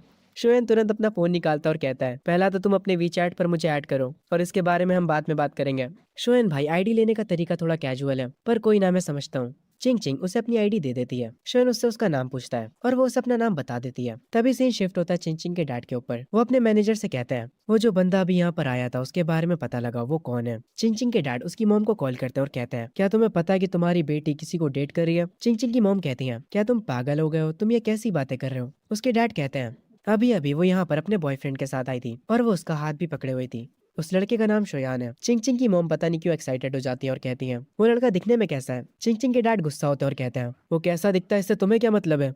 मुझे परवाह नहीं है, उसकी केयर टेकर को कॉल करो और उससे ये सब पूछो। चिंग चिंग की मॉम कहती है, ठीक है मैं उससे पूछ लूंगी। ये कहकर वो कॉल कट कर देती है और वो तुरंत कॉल लगाती है मिस वोंग को। मिस वोंग जो कि कार ड्राइव कर रही होती है, उनके पास चिंग चिंग की मॉम का कॉल आता है। उस फोन को चिंग चिंग उठा लेती है और तुरंत स्पीकर पर कर देती है। उसकी मॉम कहती है, मिस वोंग मुझे जानना है क्या चिंग चिंग किसी को डेट कर रही है? चिंग चिंग अपनी मॉम से कहती है, हाँ मैं जिसे डेट कर रही हूँ वो मेरे साथ ही बैठा है, क्या आप उससे बात करना चाहेंगी? शोएन भी पता नहीं क्यों कहता है, हाय आंटी आप कैसी हैं? उसके बाद चिंग चिंग कॉल कट कर देती है। शोएन अपने दिल पर हाथ रखे होता और कहता है, तुमने अचानक से मुझे डरा दिया। मुझे ये मत कहना कि तुम्हारे पेरेंट्स एक साथ मिलकर मुझे मारने वाले हैं। चिंग चिंग ये सुनकर हंसती है। फिर इनकी कार एक बहुत बड़े मॉल के सामने रुकती है। चिंग चिंग कार से उतरती है और शोएन से उतरने के लिए कहती है। शोएन कहता है, मैं नहीं उतरूंगा। पर कुछ टाइम बाद वो मॉल में चिंग चिंग के साथ घूम रहा होता है। वो चिंग चिंग से पूछता है, क्या तुम्हारे पेरेंट्स की डिवोर्स हो चुकी है? चिंग चिंग ये सुनकर हैरान हो जाती है कि उसे ये सब कैसे पता चला। शोएन कहता है, मैंने बस अंदाजा लगाया था, तुम्हारे में काफी चिड़चिड़ापन है। ऐसा लगता है जैसे तुम्हें बहुत कम प्यार मिला है और जैसे तुम अपने पेरेंट्स से बात करती हो उसके हिसाब से तो ये बताना ईजी है। चिंग चिंग शोएन से कहती है, आज मेरा बर्थडे है। ये सुनने के बाद शोएन कहता है, तो तुम क्या चाहती हो? क्या मैं तुम्हारे साथ मिलकर तुम्हारे पेरेंट्स से रिवेंज लूं? चिंग चिंग कहती है, हाँ मैं यही चाहती हूँ। ये सुनने के बाद पता नहीं क्यों शोएन के चेहरे पर एक मुस्कान आ जाती है। वो चिंग चिंग से कहता है, चलो फिर चलकर मूवी देखते हैं और उसके बाद कुछ खाने चलेंगे और फिर हम बहुत सारी पिक्चर्स क्लिक करेंगे और तुम उन्हें सोशल मीडिया पे पोस्ट कर देना। उसके बाद तुम्हारे पेरेंट्स तुमसे बहुत ज़्यादा गुस्सा हो जाएंगे, पर मैं पहले ही तुम्हें बता दूं, आज की हर एक चीज़ का बिल तुम दोगी। ये सुनने के बाद चिंग चिंग मजाक में कहती है, क्या तुम में बचपन से ही शर्म नाम की चीज़ नहीं है? वो कहता है, नहीं नहीं बेशर्म तो मैं अभी हुआ हूँ। उसके बाद ये लोग मूवी देखने जाते हैं। चिंग चिंग ड्रिंक्स और पॉपकॉर्न खरीदती है और क्योंकि चिंग चिंग ने एक ही पॉपकॉर्न का बॉक्स खरीदा होता है और एक ही ड्रिंक, इसे देख कर शोएन कहता है, तुमने बस एक के लिए ही क्यों खरीदा? चिंग चिंग कहती है, मैंने ये तुम्हारे लिए खरीदा है। मैं सोडा नहीं पीती और ना ही कोई जंक फूड खाती हूँ। ये कहने के बाद चिंग चिंग सिनेमा हॉल के अंदर जाने लगती है। पीछे से शोएन कहता है, हाँ हाँ आप तो फेरी क्वीन हो ना। उसके बाद वो दोनों थिएटर में बैठकर मूवी देख रहे होते हैं और जब चिंग चिंग स्क्रीन को देखती है तब उसके दिमाग में कुछ पुरानी यादें आ जाती हैं। जब वो छोटी थी और उसके पेरेंट्स उसे पिक्चर दिखाने लाया करते थे, उसे उन अच्छे दिनों की याद आती है। चिंग चिंग काफी देर से कुछ नहीं बोल रही होती। ये देखकर शोएन उससे कहता है, हे तुम इतनी देर से कुछ बोल क्यों नहीं रही हो? तुम्हें फोटोज क्लिक नहीं करने क्या अपने पेरेंट्स को दिखाने के लिए? चिंग चिंग थोड़ी निराश लग रही होती है। उसके बाद वो अपनी जेब से अपना फोन निकालती है और स्क्रीन की पिक्चर क्लिक करने लग जाती है। शोन ये देखकर कहता है, तुम स्क्रीन की पिक्चर क्यों क्लिक कर रही हो, हमें साथ में एक फोटो लेनी होगी। वो उससे उसका फोन ले लेता है और उसके साथ एक पिक्चर क्लिक करता है, पर फोटो खींचते ही चिंग चिंग उससे दूर हो जाती है। उस फोटो को देखने के बाद शोन थोड़ा उदास होता है और कहता है, अगर तुम्हें फोटो नहीं खिंचवानी तो ठीक है, तो मत खिंचाओ। तुम इतनी दूर क्यों बैठी हो, ऐसे हम फोटो नहीं खींच पाएंगे। उसके ये कहते ही चिंग चिंग उसके थोड़े पास आ जाती है। वो ब्लश कर रही होती है। शोन उसे और पास आने के लिए कहता है और उसे स्माइल करने के लिए कहता है, और फाइनली ये लोग एक अच्छी फोटो ले लेते हैं। तभी जो मूवी ये लोग देखने आए थे वो स्टार्ट हो जाती है। जैसे ही मूवी शुरू होती है शोन सो जाता है। चिंग चिंग अपनी और शोन की पिक्चर को देखती है और फिर वो शोन को सोते हुए देखती है, और क्योंकि अब शोन सो चुका है इसीलिए वो उन दोनों की फोटोज को देखकर स्माइल कर सकती है। वो तुरंत अपना सोशल मीडिया खोलती है और उस फोटो को बिना किसी कैप्शन के पोस्ट कर देती है और अपने अकाउंट से किसी को भी हाइड नहीं करती है। उसकी मॉम जो कि अपनी बिजनेस ट्रिप पर अपने लैपटॉप पर बैठी काम कर रही होती हैं, उनके पास नोटिफिकेशन आता है कि चिंग चिंग ने कुछ पोस्ट करा है। वो तुरंत उसके पोस्ट को चेक करती हैं और वो हैरान रह जाती हैं। वो तुरंत चिंग चिंग को कॉल करती हैं, पर चिंग चिंग का फोन नहीं लगता। उसकी मॉम तुरंत अपने मैनेजर से कहती हैं, मेरे वापस जाने की टिकट तुरंत बुक करो।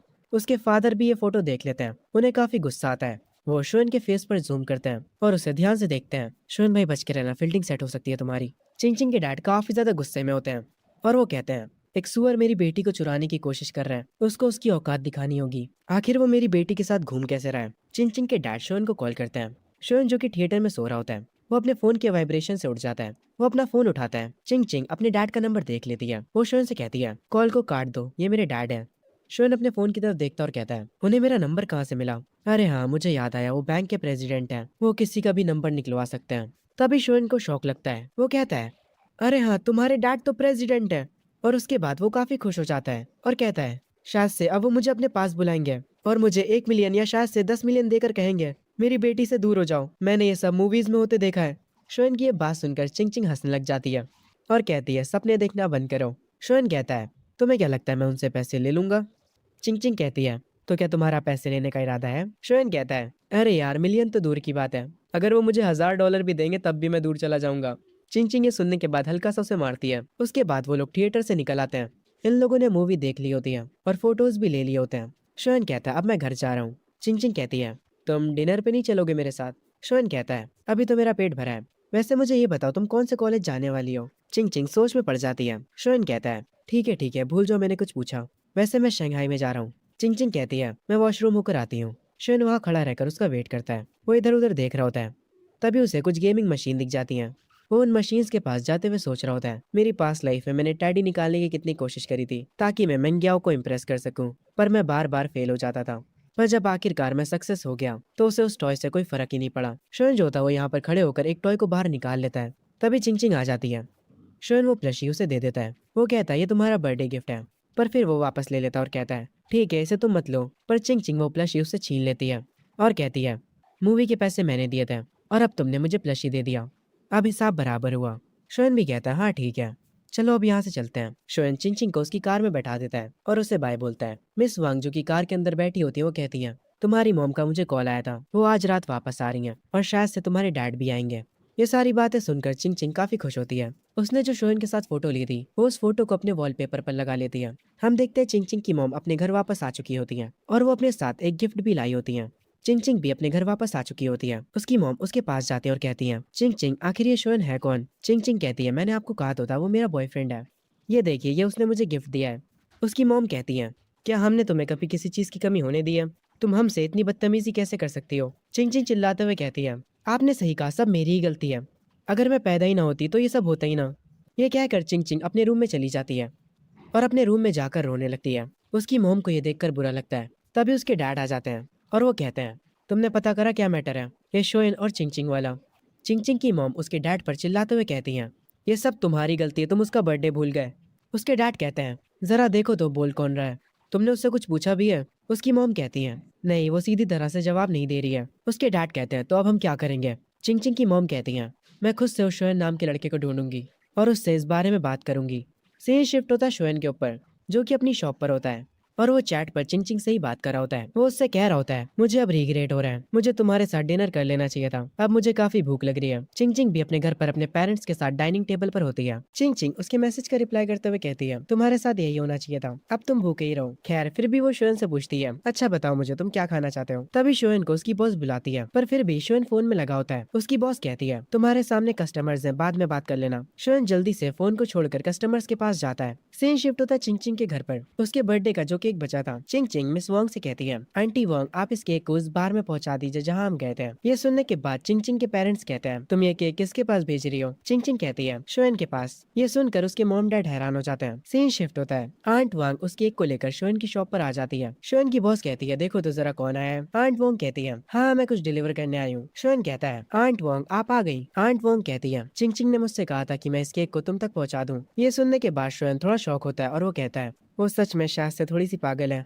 ये सब देखने के बाद शोएन की बॉस कहती है, मुझे सच सच बताना तुम दोनों डेट कर रहे हो है ना। शोएन कहता है, आप ये किस बारे में बात कर रही हैं, मैंने बस उसकी मदद करी थी। मैंने उससे कहा था कि मुझे भूख लगी है, इसीलिए उसने मुझे ये केक भेज दिया। ये सुनने के बाद बॉस हंसते हुए कहती है, मुझसे मजाक मत करो, मुझे यकीन नहीं होता। तभी सीन शिफ्ट होता है हमारे वे भाई पे। काफी टाइम बाद दिखा ये लड़का। खैर इस टाइम पर वो कॉफी शॉप पर होता है मैन ग्याओ और उसकी दोस्त के साथ। वे उनसे पूछता है, तो तुम दोनों को मुझसे क्या काम है। मैन ग्याओ कहती है, मुझे बताओ कि आजकल शोएन क्या कर रहा है। वे बताता है कि वो पार्ट टाइम जॉब कर रहा है। ये सुनने के बाद मैन ग्याओ की दोस्त कहती है, मैं अब सब समझ गई, वो गरीब हो चुका है इसलिए तुम्हें इग्नोर कर रहा है। वैसे भी लड़कियों के पीछे भागने में पैसे खर्च होते हैं। वे ये सुनकर कहता है, नहीं नहीं तुम बिल्कुल गलत सोच रही हो, वो अपने आने वाले ड्राइविंग टेस्ट के लिए बिजी है, वो हमारे साथ अब गेम भी नहीं खेलता। मैन ग्याओ कहती है, तो वो मुझे इग्नोर क्यों कर रहा है। तभी सीन शिफ्ट होता है शोएन पर, जो कि अपने रूम में बैठा चैट पर चिंग चिंग से बातें कर रहा होता है। वो उसे कल के केक के लिए शुक्रिया बोलता है। चिंग चिंग भी उससे बातें करते हुए उसके रिप्लाई में कहती है, वो केक बहुत ही ज्यादा बड़ा था इसीलिए हम उसे खत्म नहीं कर पाए। तब मुझे समझ आया कि मैं उस केक को तुम्हें भी भेज सकती हूँ। शोएन चैट पर उससे पूछता है, चिंग चिंग तुम्हारे और दोस्त नहीं है क्या।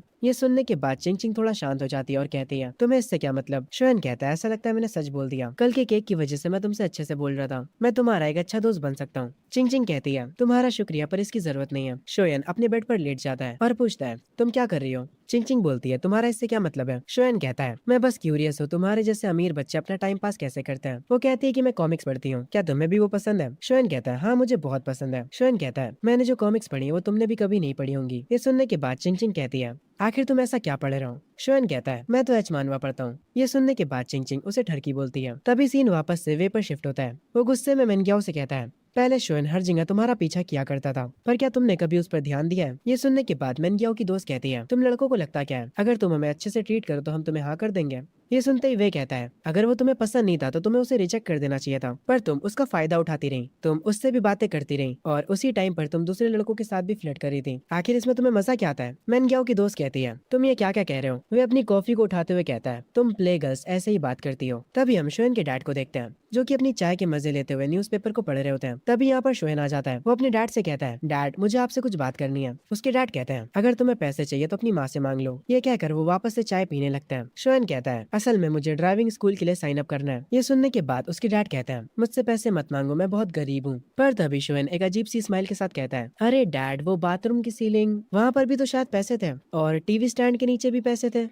मुझे पता है कि आप पिछले 6 महीनों से पैसे जमा कर रहे हो। ये सुनते ही उसके डैड की चाय गिर जाती है और वो कहते हैं, तुम्हें ये सब कैसे पता। शोएन बस हंसता है। उसके डैड कहते हैं, ठीक है मैं कल लिविंग रूम के टेबल पर पैसे रख दूंगा। ये सुनने के बाद शोएन कहता है, ये हुई ना बात, मैं अब काम पर जा रहा हूँ।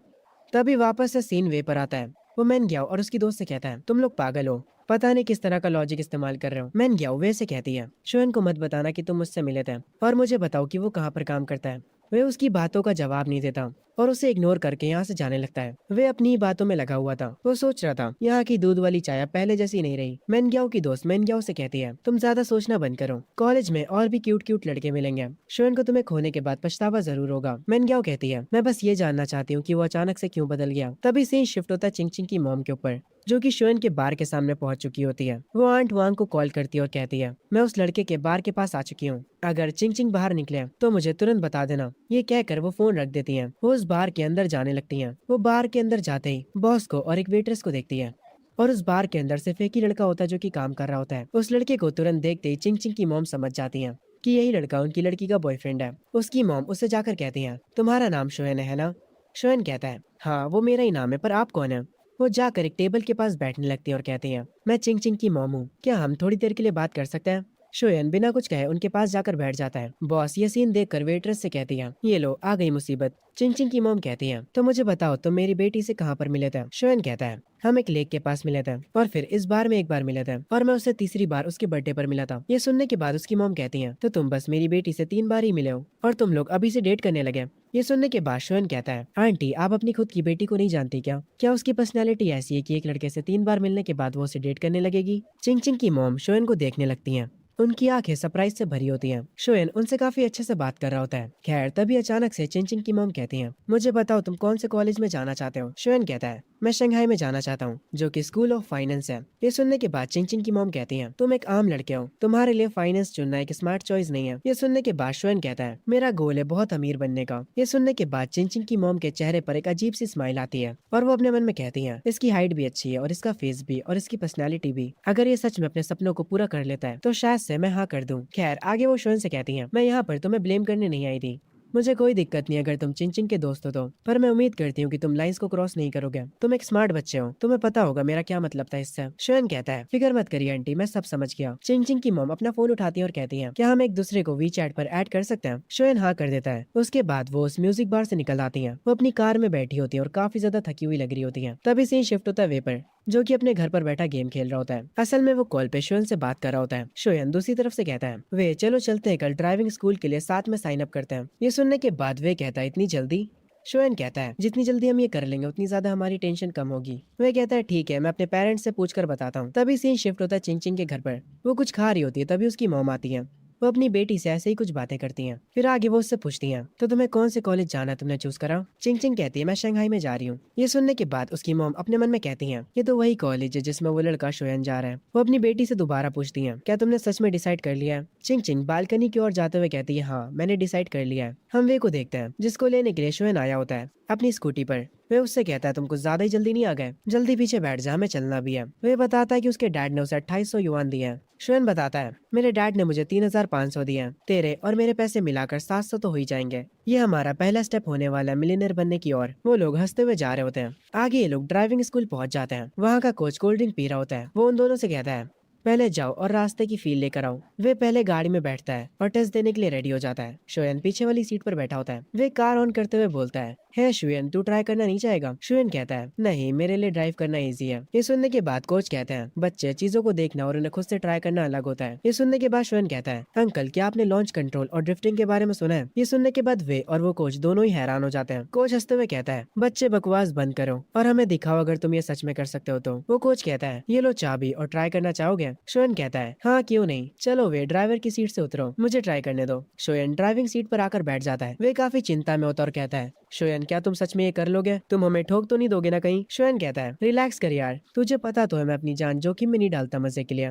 चलो अंकल अब मैं तुम्हें दिखाता हूँ लॉन्च कंट्रोल। वो कोच कहता है, अगर तुमने रिवर्स में पार्किंग कर ली तो तुम यहाँ पर आकर कभी भी प्रैक्टिस कर सकते हो। शोयन कार को ऑन करता है और एक ही ट्राई में रिवर्स पार्किंग कर लेता है, जिसे देखकर वो कोच हैरान रह जाता है और वे भी। वो उससे कहता है, शोयन क्या तुम छुप छुप कर कार चलाना सीख रहे थे? शोयन कहता है, नहीं यार मुझ में बस नेचुरल टैलेंट है। ये कहकर वो दोनों टेस्ट देकर बाहर आ जाते हैं। वे अभी तक हैरान होता और कहता है, तुमने साइन अप करते ही रिवर्स पार्किंग कर ली, तुम कमाल के हो यार। अगर तुम पास हो गए और मैं फेल हो गया तो ये काफी शर्म की बात होगी। शोयन कहता है, अरे नहीं यार तुम भी पास हो जाओगे और फिक्र मत करो, तुम्हें और भी मौके मिलेंगे मेरे सामने एम्बेरस होने के। तभी शोयन को किसी को कॉल आता है। वो कॉल को उठाता है और कहता है, कौन बोल रहा है? और वो कॉल असल में चिंग चिंग के फादर का होता है। शोयन उनसे कहता है, अंकल मेरी पहले ही चिंग चिंग की मदर से बात हो चुकी है, क्या आपको किसी और चीज के बारे में बात करनी है? तभी चिंग चिंग के फादर कहते हैं, क्या तुम आज शाम फ्री हो? मुझे तुमसे कुछ बात करनी है, मुझे बस अपना एड्रेस भेज दो, मैं तुम्हें लेने के लिए एक ड्राइवर को भेज दूंगा। शोयन उन्हें बता देता है कि वो ड्राइविंग स्कूल में अभी, और ये कहकर वो फोन रख देता है। वे उससे आकर पूछता है, किसका फोन था भाई? शोयन कहता है, अरे मेरे होने वाले ससुर जी का। ये सुनते ही वे हैरान हो जाता है और कहता है, तुम सच में उस लड़की को डेट कर रहे हो? शोयन वे से कहता है, यार तुम खुद से ही घर चले जाना, असल में मुझे कहीं और जाना है। सीन शिफ्ट होता है चिंग चिंग के फादर के ऑफिस में। शोयन वहाँ पर आया होता है। वो शोयन से बैठने के लिए कहते हैं। शोयन कहता है, अंकल चैन मेरे और आपकी बेटी के बीच क्या चल रहा है? मैं वो सारी चीजें उसकी मॉम को समझा चुका हूँ। चिंग चिंग के डैड कहते हैं, मेरी बेटी ने डिसाइड करा कि वो शंघाई म्यूजिक एकेडमी जाना चाहती है, मैं चाहता हूँ कि तुम अलग कॉलेज को चूज करो। पर इस बात पर शोयन मना कर देता है। चिंग चिंग के डैड कहते हैं, इतनी जल्दी ना मत बोलो, अगर तुम मेरी बात मान लेते हो तो जब तुम ग्रेजुएट हो गए तो मैं एक अच्छी सी जॉब तुम्हारे लिए तैयार रखूंगा। शोयन को ये सुनकर थोड़ा गुस्सा आता है और वो उठकर कहता है, बस बस क्योंकि मैं उस कॉलेज में जा रहा हूँ जिसमें आपकी बेटी जा रही है, आप चाहते हो कि मैं अपना कॉलेज बदल लूं? अंकल चेन, क्या आप मुझे नीचा दिखा रहे हैं? आपकी बेटी और मेरे बीच कुछ भी नहीं है। हमारी तो जल्दी एक दूसरे से बात होना भी बंद हो जाएगी। पहले मैं हमेशा उस तरह जीता था जैसे लोग कहते थे, पर अब मैं एक अलग जिंदगी जीना चाहता हूँ। अब अगर कोई मुझे कोई काम करने को मना करता है तो मेरा उस काम को करने का और मन करता है। ये कहकर शोएन जाने लगता है। वो जाते जाते कहता है, आप जब भी लोगों से बात करते हो तो क्या आप खुद को उनसे अपर लेवल का समझते हो, या तो सिर्फ ये तब होता है जब आप मेरे जैसे किसी से बात कर रहे हो। ये कहने के बाद शोएन यहाँ से चला जाता है। अंकल चेन सोच में पड़ जाते हैं। वो तुरंत चिंग चिंग की मॉम को कॉल करते हैं और उनसे कहते हैं, मैंने उस लड़के से बात करी और मुझे ऐसा लगता है कि मैंने चीजों को और खराब कर दिया। चिंग चिंग की मॉम उनसे कहती है, मैंने पहले ही कहा था वो आम लोगों जैसा नहीं है। तुम उससे खुद से बात करना चाहते थे, है ना? और अब तुमने कर ली और देखो क्या हो गया। अब तुम अपनी बेटी से क्या कहोगे? ये कहकर वो कॉल काट देती हैं। चिंग चिंग अपने घर पर बैठी गिटार बजा रही होती है। तभी उसके फोन पर शोन का मैसेज आता है और उस मैसेज में वो कहता है, क्या तुम आज बार में आओगी? मेरा आज गिटार बजाने का मन कर रहा है। चिंग चिंग कहती है, मुझे टाइम बताओ। शोएन कहता है, मैं म्यूजिक बार में 11 बजे तक रहूंगा। अगर तुम आती हो तो मैं ओरिजिनल सॉन्ग बजाऊंगा तुम्हारे लिए। ये सुनते ही चिंग चिंग थोड़ा हैरान होती है। वो अपने मन में कह रही होती है, ओरिजिनल सॉन्ग? उसके बाद वो उसके मैसेज का रिप्लाई करते हुए कहती है, ठीक है मैं आऊंगी। शोएन कहता है, ठीक है मैं तुम्हारा इंतजार करूंगा। चिंग चिंग काफी खुश लग रही होती है। तभी से ही शिफ्ट होता है बार में। चिंग चिंग अपने गिटार के साथ वहां आ जाती है। शोयन उसे देखने के बाद कहता है, तो तुम आ गई, जहां मन चाहे बैठ जाओ। मैं तुम्हारे लिए पानी लेकर आता हूँ और फिक्र मत करो, इस बार मैं तुम्हारे कप से पानी नहीं पीऊंगा। ये सुनने के बाद चिंग चिंग ब्लश करने लगती है। आगे वो उसे पानी लाकर देता है और उसके सामने बैठकर कहता है, चिंग चिंग पहले तो मैं तुमसे माफी मांगना चाहूंगा। मेरी तुम्हारे डैड से बात हुई थी आज शाम में। उन्होंने कुछ ऐसी चीजें कही थी जिससे मुझे काफी गुस्सा आया था। मैंने तुम्हें आज इनवाइट इसलिए किया ताकि मैं उन्हें गुस्सा दिला सकूं। ये सुनने के बाद चिंग चिंग कहती है, कोई ना, मुझे बुरा नहीं लगा। मैं जानती हूँ उन्होंने क्या कहा होगा। उसके बाद चिंग चिंग कहती है, तुमने कहा था कि तुम एक ओरिजिनल सॉन्ग प्ले करोगे मेरे लिए। शोएन उठता है और हंसता है और उससे गिटार मांगता है। तभी यहाँ पर चिंग चिंग की मॉम आ जाती हैं। वो इधर उधर देखने लगती हैं। शोएन जाकर स्टेज पर बैठ जाता है और सबसे कहता है, मैं अब एक ओरिजिनल सॉन्ग गाने जा रहा हूँ। ये गाना होने वाला है अगर एक दिन मैं रिच बन गया तो। चिंग चिंग की मॉम उसके पास आकर बैठ जाती हैं। ये सुनने के बाद चिंग चिंग हंसती है। उसके बाद शोएन गाना शुरू करता है। वो उस जगह पर सबका ध्यान अपनी तरफ खींच लेता है। सारे कस्टमर्स को वो गाना सुनकर अच्छा लग रहा होता है। उस म्यूजिक बार में हर कोई एंजॉय कर रहा होता है। शोएन भी अपने सारे इमोशंस के साथ गाना गा रहा होता है। हर किसी की नजरें उसकी तरफ होती हैं। शोएन गाना खत्म करके चिंग चिंग और उसकी मॉम के पास आते हुए कहता है, देखा, मैंने आप लोगों से पहले ही कहा था कि मैं एक जीनियस हूँ। चिंग चिंग उसकी तारीफ करते हुए कहती है, हाँ तुमने सही कहा, तुम्हारा वो ओरिजिनल गाना काफी अच्छा था। चिंग चिंग की मॉम कहती है, मैं इसके डैड की तरफ से तुमसे माफी मांगती हूँ। शोएन कहता है, कोई बात नहीं, अगर उनकी जगह मैं होता तो मैं भी उनके ही जैसा कुछ करता। वो चिंग चिंग की मॉम को भी पानी देता है और कहता है, मुझे बस उनके बात करने का रवैया पसंद नहीं आया। वो ऐसे एक्ट करते जैसे वही सबसे ऊपर है, पर सोने के बाद मैं सब कुछ भूल जाऊंगा। चिंग चिंग की मॉम शोएन से उसके सपने और उसके गोल्स के बारे में पूछती हैं। शोएन एक्साइटेड होकर कहता है, बहुत सारे, मतलब बहुत सारे, मेरा मतलब है बहुत सारे पैसे कमाना। ये सुनने के बाद चिंग चिंग की मॉम कहती हैं, बहुत सारे से तुम्हारा क्या मतलब है, तुम कितने पैसे कमाना चाहते हो? शोएन कहता है, इतने पैसे कि आपके जो एक्स हस्बैंड है उन्हें मुझसे कोई दिक्कत ना हो। उसकी मॉम कहती है, क्या पैसे तुम्हारे लिए इतने मैटर करते हैं? शोएन कहता है, गरीबों की ज्यादातर प्रॉब्लम्स पैसे ना होने की वजह से आती है और आजकल तो चीजें और खराब हैं। उसकी मॉम कहती है, कैसी चीजें खराब हैं? शोयन शर्माते हुए कहता है, अरे मेरा मतलब था जैसे शादी के रिश्ते आना और तुम्हें लड़की वाले रिजेक्ट कर देते हैं क्योंकि तुम कम पैसे कमाते हो। ये सुनकर चिंग चिंग की मॉम हंसने लगती है और वो कहती है, तो तुम्हारे हिसाब से एक अच्छा आदमी किसे कहते हैं? उसके पास कौन सी क्वालिटीज होनी चाहिए? शोएन कहता है, मैं आपको एग्जाम्पल के साथ बताता हूँ। एक बंदा है जो कि KFC से $50 का खाना खाना चाहता है। उसके हिसाब से वो खाना बहुत ही महंगा है, पर अगर वही खाना उसकी वाइफ या फिर उसकी बच्ची मांगे तो वो बिना सोचे समझे उन्हें वो खिलाएगा। एक अच्छा आदमी ये होता है। ये लोग काफी देर तक आपस में बातें करते हैं, इतनी देर तक कि ये लोग टाइम देखना भी भूल जाते हैं। आखिर में शोएन इन्हें बाहर तक छोड़ने जाता है। चिंग चिंग की मॉम को धीरे धीरे शोएन पसंद आने लगता है। वो उसे एक्सेप्ट करना स्टार्ट करने लगती है। वो शोएन से कहती है, तुम्हारे साथ बात करके काफी अच्छा लगा। अगर कभी चिंग चिंग तुमसे दोबारा मिलना चाहेगी तो फिक्र मत करो, मैं उसके साथ नहीं आऊंगी। शोएन कहता है, आंटी आप परेशान मत होइए, मैं हमेशा अपने वादे निभाता हूँ।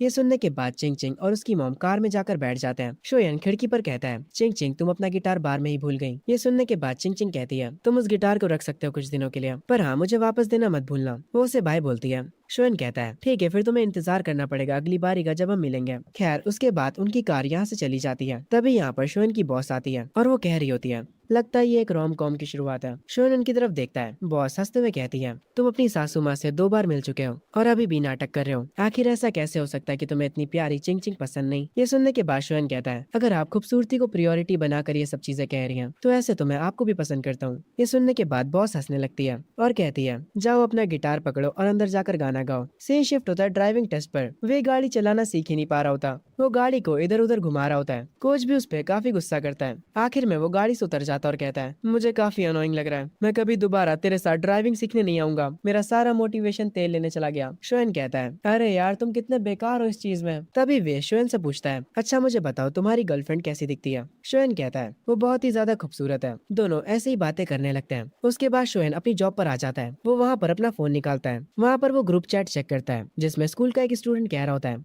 ऐसा लगता है कि शोएन का टेस्ट भी काफी अच्छा गया है, पर क्या वो इंग्लिश में पास हो पाएगा? अगर कोई कॉलेज उसे लेता है तो मैं लाइव स्ट्रीम पर आकर टट्टी खाऊंगा। सब लोग बेसिकली शोएन का मजाक उड़ा रहे होते हैं, पर वे अकेला शोएन की तरफ से बोल रहा होता है और कह रहा होता है, शोएन के अच्छे नंबर्स आएंगे। वे में और बाकी के स्टूडेंट्स में बहस शुरू हो जाती है। वे अकेला शोएन की तरफ से लड़ रहा था। शोएन इन लोगों को बातें करते हुए देखता है और वो अपने मन में कहता है, ये लोग कितने ज्यादा चाइल्डिश हैं। वो ग्रुप चैट को बंद कर देता है और अपने मन में कहता है, कल रिजल्ट आ जाएंगे। वो चिंग चिंग को मैसेज करता है और कहता है, क्या तुमने डिसाइड कर लिया कि तुम कौन से कॉलेज जाने वाली हो? चिंग चिंग बताती है वो शंघाई जाने वाली है। इनकी ऐसे ही थोड़ी बात होती है। चिंग चिंग उससे कहती है, मेरे गिटार के साथ कुछ होना नहीं चाहिए। शोएन कहता है, तुम चिंता मत करो, मैं उसका ट्रेजर जैसे ध्यान रखूंगा, यहाँ तक कि मैं उसे गले लगा लेता हूँ जब भी मैं सोता हूँ। ये सुनने के बाद चिंग चिंग उसे ठरकी बोलती है। शोएन हंसता है और कहता है, मैं तुम्हें थोड़ी ना गले लगा रहा हूँ जो तुम मुझे ठरकी बोल रही हो। चिंग चिंग कहती है, बकवास बंद करो। उसके बाद चिंग चिंग कहती है, तुमने जो सॉन्ग लिखा था क्या तुम मुझे उसके लिरिक्स भेज सकते हो? शोएन कहता है, ठीक है, पर कॉपीराइट ना पाने के लिए आपको 10,000 देने पड़ेंगे। चिंग चिंग कहती है, ठीक है, हमारी डील रही। इनका ऐसे ही थोड़ा हंसी मजाक चलता है, पर जो अपना शोएन होता है वो सच में अपना अकाउंट नंबर भेज देता है, मतलब कॉपीराइट के पैसे लेने के लिए। वो असल में मजाक कर रहा होता है। उसे लगता है कि चिंग चिंग पैसे नहीं भेजेगी, पर वो हैरान हो जाता है क्योंकि उसके अकाउंट पर मैसेज आता है, 10,000 आपके बैंक अकाउंट में क्रेडिट हो चुके हैं। ये देखने के बाद शोएन अपने मन में कहता है, ये लड़की कितनी खूबसूरत है और इसके पास पैसे भी हैं। चिंग चिंग कॉमिक्स पढ़ने लगती है। शोएन उसे अपने गाने के लिरिक्स भेज देता है। वो कहती है, अच्छा काम करा, अब तुम जा सकते हो, और वो वापस से कॉमिक्स पढ़ने लगती है। उसकी मॉम चिंग चिंग को मुस्कुराते हुए देखती है और अपने मन में सोचती है, क्या ये लड़की सच में सीरियस है? तभी सीन शिफ्ट होता है शोएन के घर पर, जहाँ उसकी मॉम बार बार घड़ी को देखे जा रही होती है और कहती है, टाइम बस होने ही वाला है, आखिर ये शोएन अभी तक उठा क्यों नहीं है? शोएन के डैड कहते हैं, वो कल रात घर लेट आया था। उसकी मॉम उसके डैड को उसे उठाने के लिए भेजती है और बार बार घड़ी को देखे जा रही होती है, पर अभी तक शोएन उठा नहीं होता है। उसके डैड वापस आ जाते हैं। उसकी मॉम कहती है, आखिर वो कर क्या रहा है? अगर उसके नंबर्स अच्छे नहीं आए होंगे तो वो गया। शोएन के डैड कहते हैं, उसकी एडमिशन टिकट टेबल पर रखी है, हम उन्हें खुद भी तो चेक कर सकते हैं। शोएन की मॉम थोड़ा गुस्सा तो होती है, पर फिर वो खुद से रिजल्ट चेक करने के लिए मान जाती हैं। शोएन के डैड लैपटॉप पर बैठकर उसका रिजल्ट चेक करने लगते हैं। शोएन की मॉम उसका रोल नंबर बता रही होती है। उसके डैड ऑनलाइन रिजल्ट चेक करते हैं। तभी यहाँ पर उठकर शोएन आ जाता है। वो पीछे से कहता है, तो क्या आप लोगों को मेरा रिजल्ट मिल गया? उसकी मॉम कहती है, वही ढूंढ रहे हैं, क्या ये इंटरनेट सही नहीं चल रहा है? शोएन अपना फोन निकालते हुए कहता है, एक सेकंड रुकिए, मैं अपने फोन पर चेक करता हूँ। और जब वो अपनी इन्फॉर्मेशन डालता है तब उसका रिजल्ट उसके फोन पर आ जाता है और शोएन का स्कोर आया होता 558, जिसे देखकर उसकी मॉम कुछ ज्यादा ही खुश हो जाती हैं। उसके इंग्लिश के नंबर्स देखकर उसके डैड इतने शॉक हो जाते हैं कि वो कहते हैं, क्या तुमने इंग्लिश में चीटिंग करी थी? शोएन हंसते हुए कहता है, नहीं, मैं बस लकी था, मैंने हर एक चीज सही गेस करी थी। शोएन का जो रिजल्ट होता है वो टॉप टियर होता है, जिसे देखकर उसके पेरेंट्स काफी ज्यादा खुश होते हैं। शोएन की मॉम कहती है, जल्दी से इसके ग्रैंडपा और इसकी ग्रैंडमा को कॉल करिए और उन्हें ये खुशखबरी बताइए, और बाकी सारे रिलेटिव्स को भी। शोएन कहता है, मैंने तो पहले ही आपसे कहा था कि मैं टॉप ग्रेड लाने वाला हूँ। शोएन अपना फोन चेक करता है। उससे वे का मैसेज आया होता है जो कि उसे बताता है कि उसे 507 नंबर्स मिले हैं। वो शोएन से उसका रिजल्ट पूछता है और जब वो शोएन का रिजल्ट सुनता है वो हैरान रह जाता है। वो शोएन से कहता है, सच में तुम्हारे इंग्लिश में 125 कैसे आए? तुमने पक्की बात है चीटिंग करी होगी। तुम्हारे 558 आए, तुम सच में एक टॉप कॉलेज में जा सकते हो। वे शोएन के लिए खुश होता है। उनकी स्कूल की ग्रुप चैट में काफी शोर मच रहा होता है। वे अपने मन में कहता है, अभी तो मैं तुम लोगों को एक सरप्राइज देने वाला हूँ। तो मैं शोएन का रिजल्ट बताकर वो ग्रुप चैट में शोएन का रिजल्ट सेंड कर देता है और उसका रिजल्ट देखने के बाद पूरी की पूरी चैट क्रेजी हो जाती है। वो चैट फुल ऑफ रिएक्शन से भर जाती है। सब लोग शोएन की तारीफ कर रहे होते हैं। दूसरी तरफ हम मेनग्याओ को देखते हैं जो कि अपने फोन पर उसी ग्रुप चैट को देख रही होती है और अपने मन में कह रही होती है, आखिर ये कैसे पॉसिबल हो सकता है? शोएन ने 558 स्कोर किया है। वो लड़का पहले मेरे पीछे पागल था और मैं उसे अटेंशन भी नहीं देती थी। आखिर ये सब कब चेंज हो गया? आखिर क्यों? वो मुझे छोड़ने के बाद और बेटर कैसे हो गया? ये कहते वक्त मेनग्याओ की आंखों से आंसू बहने लगते हैं और वो अपने फोन को वापस से अपनी पॉकेट में रख लेती है और वो गहरी सोच में डूब जाती है। अगर तुम अभी तक ये वीडियो देख रहे हो तो इसका मतलब है कि तुम्हें ये वीडियो पसंद आ रही है। सो प्लीज वीडियो कंटिन्यू करने से पहले चैनल को सब्सक्राइब और वीडियो को लाइक कर देना और साथ ही में हाइप का बटन भी दबा देना ताकि ये वीडियो ज्यादा से ज्यादा व्यूज गेन कर सके और मैं बाकी दूसरी सीरीज को भी कंप्लीट कर सकूं। और हाँ, सब्सक्राइब कर दो यार, हम 100K के काफी क्लोज हैं। अब वीडियो में वापस चलते हैं। मैं अपने घर पे बैठा कॉफी पी रहा होता हूँ। उसी वक्त मैं अपनी मॉम से कहता हूँ, मॉम आपको याद है ना, आपने मुझसे वादा किया था। मेरी मॉम ये सुनकर कहती है, आखिर आखिर तुम किस वादे की बात कर रहे हो? ये सुनते ही मैं पैनिक हो जाता हूँ कि आखिर मेरी मॉम मुझसे किया वादा भूल कैसे सकती हैं। मैं उनसे तुरंत कहता हूँ, आपने मुझसे कहा था कि अगर मैं अच्छे नंबरों से पास हुआ तो आप मुझे पैसे देंगी। ये सुनते ही मेरे डैड कहते हैं, अरे फिक्र मत करो बेटा, वो सब मैं संभाल लूंगा। मैं तुम्हें नया कंप्यूटर और फोन दोनों दिलाऊंगा और कांग्रेचुलेशन के तौर पर रिश्तेदार जितने भी पैसे देंगे वो भी मैं तुम्हें दे दूंगा। ये सुनते ही मैं अपने डैड से कहता हूँ, अच्छा डैड, आप जो पार्टी रखने वाले थे मेरे पास होने की खुशी में, क्या वो पार्टी कैंसिल करके उसके पैसे भी मुझे दे सकते हो? ये सुनते ही मेरे डैड कहते हैं, ठीक है जैसा तुम चाहो। दूसरी तरफ चिंग चिंग मुझे मैसेज करती है। वो मुझसे मेरे रिजल्ट के बारे में पूछती है। चिंग चिंग का रिजल्ट भी काफी अच्छा आया होता है। जब मैं उसे अपना स्कोर बताता हूँ तब वो मुझे बधाई देती है। मैं उसके सामने थोड़ा फ्लेक्स करने लगता हूँ। ये देखकर वो कहती है, तुम ज्यादा मत दौड़ो, तुम्हारे नंबर फिर भी मेरे से कम है। खैर उसके बाद वो मुझसे कहती है, मैं अपना सॉन्ग रिकॉर्ड करने के लिए स्टूडियो जा रही हूँ, क्या तुम मेरे साथ आओगे? मैं उससे कहता हूँ, ये भी कोई पूछने की बात है, मैं जरूर चलूंगा। दूसरी तरफ वे आराम से बैठा गेम खेल रहा होता है। तभी मैं उसे कॉल कर देता हूँ और उसका अपोनेंट उसे इजीली गेम में हरा देता है। वे को काफी गुस्सा आता है। वेल मैं कॉल पर वे से कहता हूँ, वे आज मैं ड्राइविंग प्रैक्टिस पर नहीं आ पाऊंगा। ये सुनते ही वे थोड़ा हैरान होता है और मुझसे पूछता है क्यों। मैं उससे कहता हूँ, आज मेरी गर्लफ्रेंड मेरे साथ घूमना चाहती है। ये सुनने के बाद वे को यकीन नहीं होता। मैं उसे मेरी गर्लफ्रेंड के बारे में थोड़ा बताता हूँ और कहता हूँ, वो दिखने में काफी प्यारी है और उसका स्कोर भी मुझसे ज्यादा है। ये सुनते ही वे कहता है, अच्छी फसल हमेशा कीड़े ही खाते हैं, और ये कहकर वो कॉल काट देता है और वापस गेम खेलने लग जाता है। मैं अपने मन में सोचता हूँ, ये साला जलता है मेरी खूबसूरती से। खैर उसके बाद मैं चिंचिंग के साथ स्टूडियो पहुंचता हूँ। वहाँ पर वो अपना सॉन्ग रिकॉर्ड करने लग जाती है। उसका सॉन्ग रिकॉर्ड करने में मैं भी उसकी हेल्प कर रहा होता हूँ। खैर उसके थोड़ी देर बाद सॉन्ग पूरा रिकॉर्ड हो जाता है। मैं उसे सिग्नल देता हूँ कि सब कुछ परफेक्टली हो चुका है। वो अपने हेडफोन्स उतारती है और मैं उससे कहता हूँ, तुमने बहुत बढ़िया करा। खैर उसके बाद स्टूडियो से निकलकर हम लोग वॉक करते हुए आगे जा रहे होते हैं। मैं बाहर का मौसम देखकर चिंचिंग से कहता हूँ, अभी हमें घर नहीं जाना चाहिए, हमें थोड़ा और घूमना चाहिए। डिनर पर चलने के बारे में तुम्हारा क्या ख्याल है? चिंचिंग मुझसे पूछती है, तुम डिनर में क्या खाना चाहते हो? मैं उससे कहता हूँ, रुको मुझे सोचने दो। फिर वो कहती है, क्या तुम हॉट पॉट खाना चाहोगे? ये सुनकर मैं उससे कहता हूँ, अगर तुम ज्यादा हॉट पॉट खाओगी तो तुम्हारी स्किन पर पिंपल आ जाएंगे। ये सुनकर वो हंसती और कहती है, फिक्र मत करो, मैं तुमसे खाने के पैसे नहीं लूंगी। ये सुनते ही मैं कहता हूँ, फिक्र मत करो, कभी कभी खाने से पिंपल्स नहीं आते हैं। खैर उसके बाद मैं चिंचिंग से कहता हूँ, चिंचिंग तुम मुझे गलत मत समझना, तुम ये मत समझना कि मैं तुम्हारे पैसे खर्च करवा रहा हूँ, पर क्योंकि मैंने पहली बार चिंचिंग का नाम लिया इसीलिए उसने पैसों वाली बात को इग्नोर कर दिया। इसीलिए वो ब्लश करने लगी और मुझसे कहती है, एक सेकंड, क्या तुमने अभी मुझे मेरे पहले नाम से बुलाया? मैं उससे कहता हूँ, हाँ चिंचिंग। वो मेरे पैर पर कसकर अपना पैर मारती है, मुझे काफी तेज लगता है और मैं उससे कहता हूँ, एक सेकंड रुको, क्या तुम अपने हस्बैंड को मारना चाहती हो? और तुम्हारी मॉम भी तो तुम्हें चिंचिंग बुलाती है। ये सुनकर चिंचिंग कहती है, वो मेरी मॉम है, तुम नहीं, इसलिए तुम मुझे वो नहीं बुलाओगे। मैं एक पत्थर पर बैठ जाता हूँ क्योंकि मेरे पैर पर काफी जोर से लगी होती है। चिंचिंग का चेहरा थोड़ा उतर जाता है और वो मुझसे कहती है, क्या तुम चल सकते हो? मैं उससे कहता हूँ, नहीं।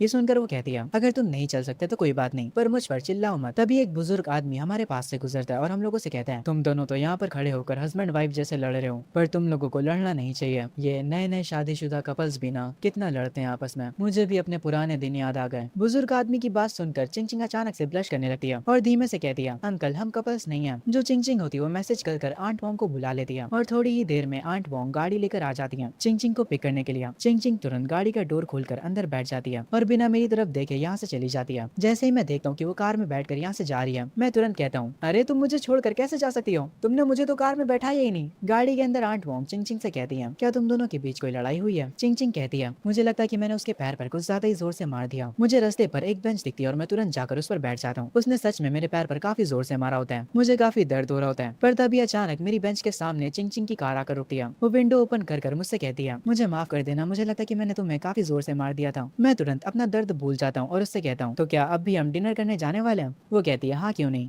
उसके बाद हम लोग एक रेस्टोरेंट आते हैं। मैं वहाँ पर अपना खाना काफी जल्दी जल्दी खा रहा होता हूँ। मुझे देखकर चिंचिंग हंसने लगती है और कहती है, तुम खाना खाते समय बिल्कुल एक पिग लगते हो। पर मैं उसकी बातों पर ध्यान नहीं देता और वापस से अपना खाना खाने लगता हूँ और उससे कहता हूँ, तुम भी मेरी तरह खाना खाया करो, यकीन मानो इसमें काफी मजा आता है। खैर चिंचिंग मुझसे कहती है, तुम्हारे पैर में अगर अब भी दर्द हो तो हम हॉस्पिटल जा सकते हैं। ये सुनकर मैं कहता हूँ, नहीं नहीं, इसकी कोई जरूरत नहीं है, मैं कल सुबह तक ठीक हो जाऊंगा। चिंचिंग थोड़ी सी उदास होकर कहती है, अगर मैं तुम्हें लेने नहीं आती तो क्या तुम मुझसे बात करना बंद कर देते? ये सुनकर मैं एक स्माइल के साथ उससे कहता हूँ, नहीं, मैं तुमसे बात करना कभी बंद नहीं करूंगा। यकीन मानो मुझे भगवान ने भेजा तुम्हारा दोस्त बनने के लिए, मैं स्वर्ग से आया हुआ एक फरिश्ता हूँ। ये सुनकर चिंचिंग अपना सर थोड़ा नीचे करती है, उसका चेहरा लाल हो चुका होता है। खैर उसके बाद डिनर करने के बाद वो अपने घर वापस आ जाती है। वो अपनी बालकनी पर बैठी पानी पी रही होती है और जो चीज मैंने बोली थी उसके बारे में बार बार सोचे जा रही होती है। ये सब सोचकर वो वापस से ब्लश करने लगती है। वो तुरंत मुझे मैसेज करती है और मुझसे कहती है, मैंने फैसला कर लिया है। मैं उसका रिप्लाई करते हुए कहता हूँ, तुमने क्या फैसला करा है? वो कहती है, अब से मैं तुम्हारी दोस्त हूँ। ये सुनकर मैं थोड़ा हैरान हो जाता हूँ और कहता हूँ, एक सेकंड, अब हम दोस्त हैं? तो इससे पहले हम नाम क्या था? चिंग चिंग कहती है मुझे नहीं पता, मुझसे मत पूछो। मैं उससे कहता हूँ तो अब से मैं तुम्हारा फ्रेंड हूँ, है ना? चिंग चिंग कहती है हाँ तुम मेरे फ्रेंड हो। मैं क्रीपी स्माइल के साथ कहता हूँ तो क्या अब मैं लोगों को बता सकता हूँ कि मैं तुम्हारा बॉयफ्रेंड हूँ? ये सुनते ही चिंग चिंग तुरंत कहती है नहीं तुम ऐसा नहीं कर सकते। मेरे चेहरे पर अभी भी एक क्रीपी स्माइल होती है और मैं उससे कहता हूँ ठीक है मैं समझ गया। मैं अपने मन में कह रहा होता हूँ वैसे भी तुम तो मेरी वाइफ हो। चिंग चिंग दोबारा मुझे मैसेज करके कहती है मैं तुम्हारी फ्रेंड हूँ ना कि गर्लफ्रेंड, समझे?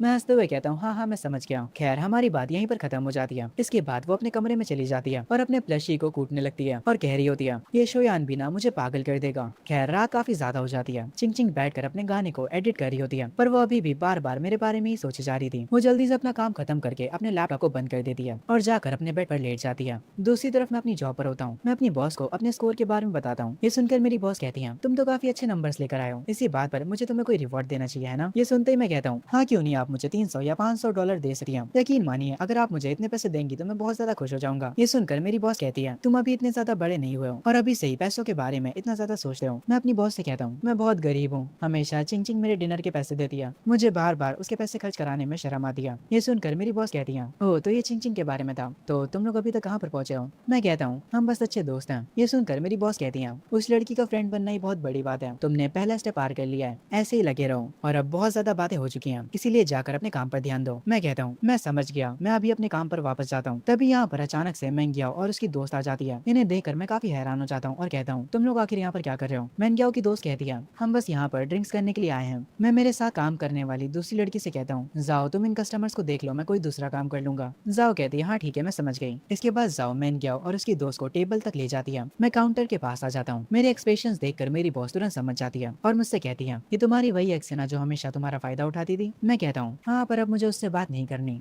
मुझे फालतू का कोई भी ड्रामा नहीं चाहिए। खैर मेंग्याओ और उसकी दोस्त लगातार बातें करते हुए मुझे ही देख रही होती हैं। तभी मेंग्याओ की दोस्त टेबल से उठकर मुझसे पूछती है हे शोयान तुम कौन से कॉलेज जाने वाले हो? क्या तुम इसी शहर में कॉलेज करोगे या फिर कहीं बाहर जाओगे? ये सुनकर मैं उससे कहता हूँ मुझसे बात मत करो, मुझे तुम लोगों से बात नहीं करनी। ये सुनकर मेंग्याओ की दोस्त थोड़ी गुस्सा हो जाती है और मुझसे कहती है आखिर तुम ऐसे कैसे बात कर सकते हो, मैं तुम्हारी क्लासमेट हूँ। तभी गुस्से में मेंग्याओ उठती है और कहती है शोयान क्या तुम भूल गए, तुमने कहा था कि तुम उसी कॉलेज में जाओगे जिसमें मैं जाऊंगी। ये सुनकर मैं काफी कोल्ड वे में उसका रिप्लाई करता हूँ मैंने जो भी कहा था वो भूल जाओ। ये सुनकर मेंग्याओ कहती है क्या हमारे बीच कोई लड़ाई हुई थी जो तुम ऐसा बिहेव कर रहे हो? ये सुनकर मैं कहता हूँ नहीं फिक्र मत करो, हमारी कोई लड़ाई नहीं हुई थी, पर अगर मैं तुमसे बात करता हूँ तो मेरी गर्लफ्रेंड गुस्सा हो जाएगी। मेरे मुंह से गर्लफ्रेंड सुनते ही मेंग्याओ और उसकी दोस्त काफी हैरान हो जाती है। मेंग्याओ की दोस्त चिल्लाते हुए कहती है क्या तुम हमसे मजाक कर रहे हो? अभी अभी तुम्हारा कॉलेज एंट्रेंस एग्जाम खत्म हुआ था, आखिर तुम्हारी गर्लफ्रेंड कब बन गई? मेंग्याओ कहती है मुझे तुम पर भरोसा नहीं है। ये सुनकर मैं कहता हूँ तुम लोगों को भरोसा करने की जरूरत भी नहीं है, मैं बस चाहता हूँ कि तुम मुझसे अब दूर रहो। मैं नहीं चाहता कि मेरी गर्लफ्रेंड को कोई मिसअंडरस्टैंडिंग हो जाए। मेंग्याओ की दोस्त मेंग्याओ की तरफ देखते हुए कहती है मेंग्याओ इससे बात है ना बेकार है, चलो यहाँ से चलते हैं, ये पूरा का पूरा पागल हो चुका है। और ये कहकर वो दोनों यहाँ से जाने लगती हैं। पर मैं उन्हें पीछे से आवाज देकर रोकता हूँ और उनकी ड्रिंक्स की तरफ इशारा करते हुए कहता हूँ एक सेकंड रुक जाओ, तुम लोगों ने अभी तक पैसे तो दिए ही नहीं। ये सुनकर वो दोनों और गुस्सा हो जाते हैं। मेंग्याओ अपने कार्ड से पेमेंट कर देती है और मेरी तरफ देखते हुए कहती है शोयन बाद में पछताना मत। मैं एक स्माइल के साथ कहता हूँ फिक्र मत करो, मुझे पछतावा नहीं होने वाला। वो लोग मेरे बार से बाहर निकल जाते हैं। मेंग्याओ बाहर खड़े होकर रोने लगती है। उसकी दोस्त उसके गले लगकर उसे चुप कराती है और उससे कहती है अब रोना बंद करो, वैसे भी तुम उसके साथ टाइम पास कर रही थी। मेंग्याओ रोते हुए कहती है मुझे ऐसा लग रहा है कि जैसे मैंने किसी को खो दिया है, मुझे ये सोच कर ही काफी बुरा लग रहा है। तुम्हें क्या लगता है कि उसकी गर्लफ्रेंड सच में बन गई है? मेंग्याओ की दोस्त सर हिलाते हुए कहती है नहीं वो बस हमसे झूठ बोल रहा था, उसके पास किसी को डेट करने के लिए पैसे भी नहीं है। मेंग्याओ कहती है फिर भी हमें पता करना चाहिए। और वो तुरंत मेरे दोस्त वे को कॉल लगाती है और कॉल पर उससे पूछती है हे वे क्या शोयन की सच में गर्लफ्रेंड बन गई है? वे फोन की दूसरी तरफ से कहता है क्या तुमने उसको उसकी गर्लफ्रेंड के साथ देख लिया? वेल हाँ उसकी गर्लफ्रेंड बन चुकी है, मुझे भी शोयन ने कुछ दिन पहले ही बताया था। ये सुनकर मेंग्याओ का फोन उसके हाथ से छूट जाता है और जमीन पर जा गिरता है। वे फोन की दूसरी तरफ से कह रहा होता है हे क्या हुआ, तुम्हें मेरी आवाज नहीं आ रही क्या, कुछ बोलो। अंदर मैं अपनी बॉस के साथ बैठा होता हूँ। मेरी बॉस कहती है अब मुझे अपनी एक्स के बारे में बता भी दो, आखिर तुम लोगों के बीच हुआ क्या था? मैं आखिरकार अपनी बॉस से कहता हूँ मैं उसके पीछे 3 साल से पड़ा था, पर मुझे बाद में पता चला कि मैं सिर्फ उसके लिए टाइम पास हूँ। एग्जाम्स के बाद मैंने फैसला कर लिया था कि मैं इससे ब्रेकअप कर लूंगा, बस यही बात थी। ये सुनकर मेरी बॉस कहती है तो बेसिकली वो तुम्हें अपने टाइम पास के लिए यूज कर रही थी, ये पता चलने पे तुम्हें काफी बुरा लगा होगा है ना? ये सुनकर मैं मेरी बॉस से कहता हूँ नहीं मुझे बुरा नहीं लगा, मेरे जैसे हैंडसम लड़के को तो कोई भी मिल जाएगी। ये सुनकर बॉस कहती है हैंडसम, तुम मजाक बड़ा अच्छा करते हो। खैर तुम्हारा और चिंग चिंग का कैसे चल रहा है? मैं कहता हूँ हम बस दोस्त हैं, एक अच्छे दोस्त। ये सुनकर मेरी बॉस कहती है पर तुम दोनों साथ में काफी अच्छे लगते हो। ये सुनते ही मैं अपनी चेयर से उठता हूँ और मेरी बॉस के पास जाकर खड़ा हो जाता हूँ और मैं जाओ से पूछता हूँ हे जाओ तुम्हें नहीं लगता कि मैं और बॉस साथ में काफी अच्छे लगते हैं, हम दोनों को आपस में शादी कर लेनी चाहिए? ये सुनते ही मेरी बॉस हंसने लगती है और मुझे पीटने लगती है। मैं उनसे कहता हूँ मैं बस मजाक कर रहा था। खैर उसके बाद मैं कुछ दिनों तक अच्छे से काम करता हूँ, अपनी ड्राइविंग प्रैक्टिस पर भी जाता हूँ और भी बहुत सारे काम करता हूँ। ये सब करते हुए मुझे अच्छे खासे दिन बीत जाते हैं। कुछ दिनों बाद मैं वे के घर जाता हूँ। वे मुझसे पूछता है हे शोयान आखिर तुम शंघाई में ही क्यों जाना चाहते हो, तुम्हें यहाँ पर भी एक अच्छा कॉलेज मिल जाएगा। ये सुनकर मैं उससे कहता हूँ शंघाई एक बहुत बड़ा शहर है, वहाँ पर मुझे और भी अपॉर्चुनिटीज मिल सकती हैं। और आगे शोयन एक बहुत अच्छी लाइन बोलता है, वो कहता है अगर अभी तुमने कंफर्ट चूज किया तो आगे चलकर तुम रिग्रेट करोगे। वह मुझसे कहता है मेरे घर वाले मुझसे कह रहे हैं कि मैं अपनी पसंद के कॉलेज में जा सकता हूँ, पर मुझे समझ नहीं आ रहा कि मैं कहाँ जाऊँ, तुम ही बताओ कि मुझे क्या करना चाहिए।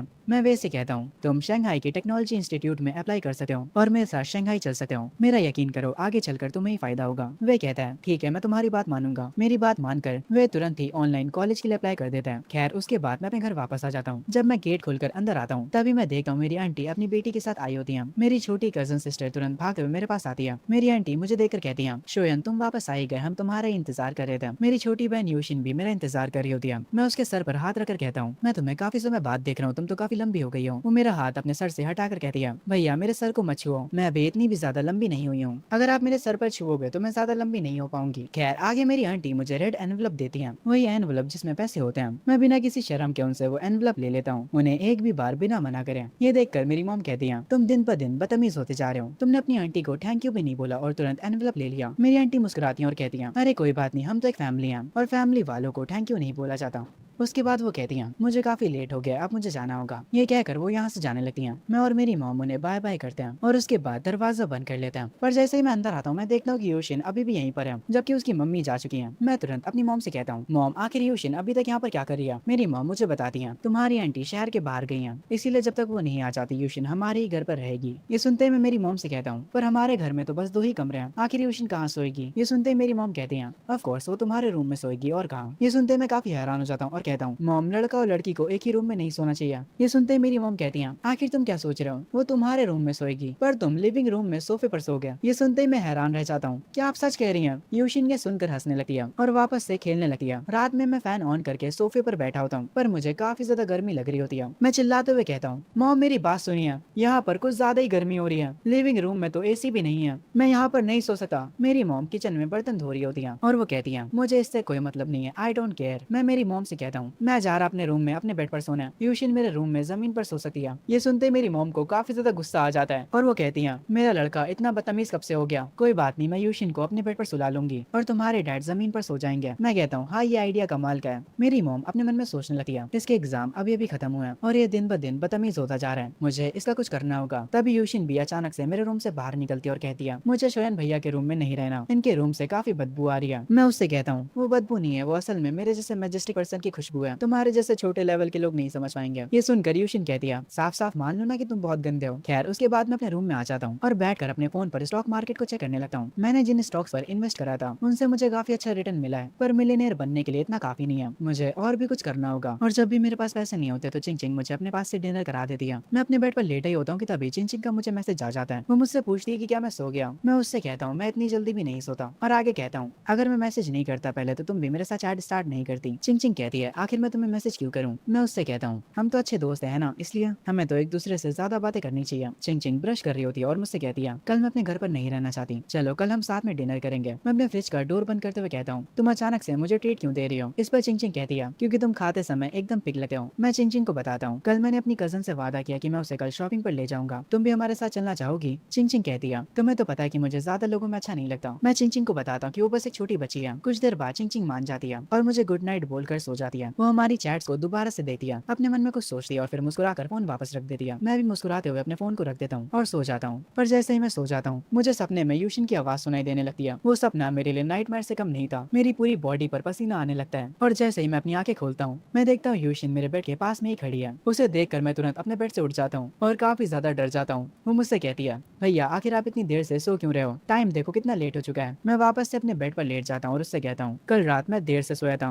प्लीज मुझे थोड़ा और सोने दो। खैर उसके थोड़ी देर बाद मैं उठ जाता हूँ और अपना ब्रेकफास्ट करने लगता हूँ। यूशिन मुझसे पूछती है भैया हम शॉपिंग पर कब जाएंगे। मैं उससे कहता हूँ अभी नहीं शाम में। वो मुझसे टाइम पूछती है और मैं उससे कहता हूँ शाम के 4-5 बजे तक। वो काफी एक्साइटेड होकर आगे पूछती है हम लंच में क्या करने वाले हैं। मैं उससे कहता हूँ लंच में हम कद्दू की सब्जी खाएंगे। ये सुनते ही वो हैरान रह जाती है। खैर आगे मैं यूशिन को लेकर घर से बाहर आ जाता हूँ। वो काफी एक्साइटेड होकर मुझसे पूछती है भैया आपकी कौन सी दोस्त हमारे साथ शॉपिंग पर चलने वाली है, क्या आपकी वो दोस्त सुंदर है, मुझे बताइए ना, मुझे जानना है। उसके बाद यूशिन बोलना शुरू करती है तो रुकी ही नहीं। उसकी बातें सुनते सुनते मेरे मेरे कान दर्द करने लगते हैं। एक तो मैं रात भर सोया नहीं, ऊपर से ये लड़की मेरे कानों को टॉर्चर कर रही है। वो मेरे पास आकर बैठ जाती है और वापस से बोलना शुरू करती है। मैं उसे उंगली दिखाकर कहता हूँ, अब अगर तुमने एक भी शब्द बोला तो मैं तुम्हें शॉपिंग पर लेकर नहीं जाऊंगा। मेरी बात सुनकर यूशिन चुप हो जाती है, पर आगे वो मुझे हिट करते हुए कहती है, आप एक बुरे भैया हो और पागल भी। तभी चिंग चिंग की कार भी मेरे अपार्टमेंट के बाहर आ जाती है। मैं यूशिन से कहता हूँ, अब जाने का समय हो चुका है। चिंग चिंग अपनी कार से बाहर निकलती है, उसके बाल हवा में लहरा रहे होते हैं। चिंग चिंग को देखकर यूशिन काफी ज्यादा खुश हो जाती है और कहती है, शोयन भैया ये लड़की तो काफी ज्यादा प्रीटी है। आखिर आप जैसे लंगूर के हाथ ऐसा अंगूर कैसे लग गया। मैं यूशिन से कहता हूँ, तुम बस जलती हो मेरी खूबसूरती से, और हाँ तुम इसे अपनी भाभी बुला सकती हो। तभी चिंग चिंग हमारे पास आती है। मैं उसे यूशिन से इंट्रोड्यूस करवाता हूँ और फिर मैं यूशिन से कहता हूँ, तुम कार में आगे बैठ जाना। पर चिंग चिंग तुरंत कहती है, नहीं कार में आगे तुम बैठोगे शोयन, क्योंकि यूशिन तो मेरे साथ बैठेगी।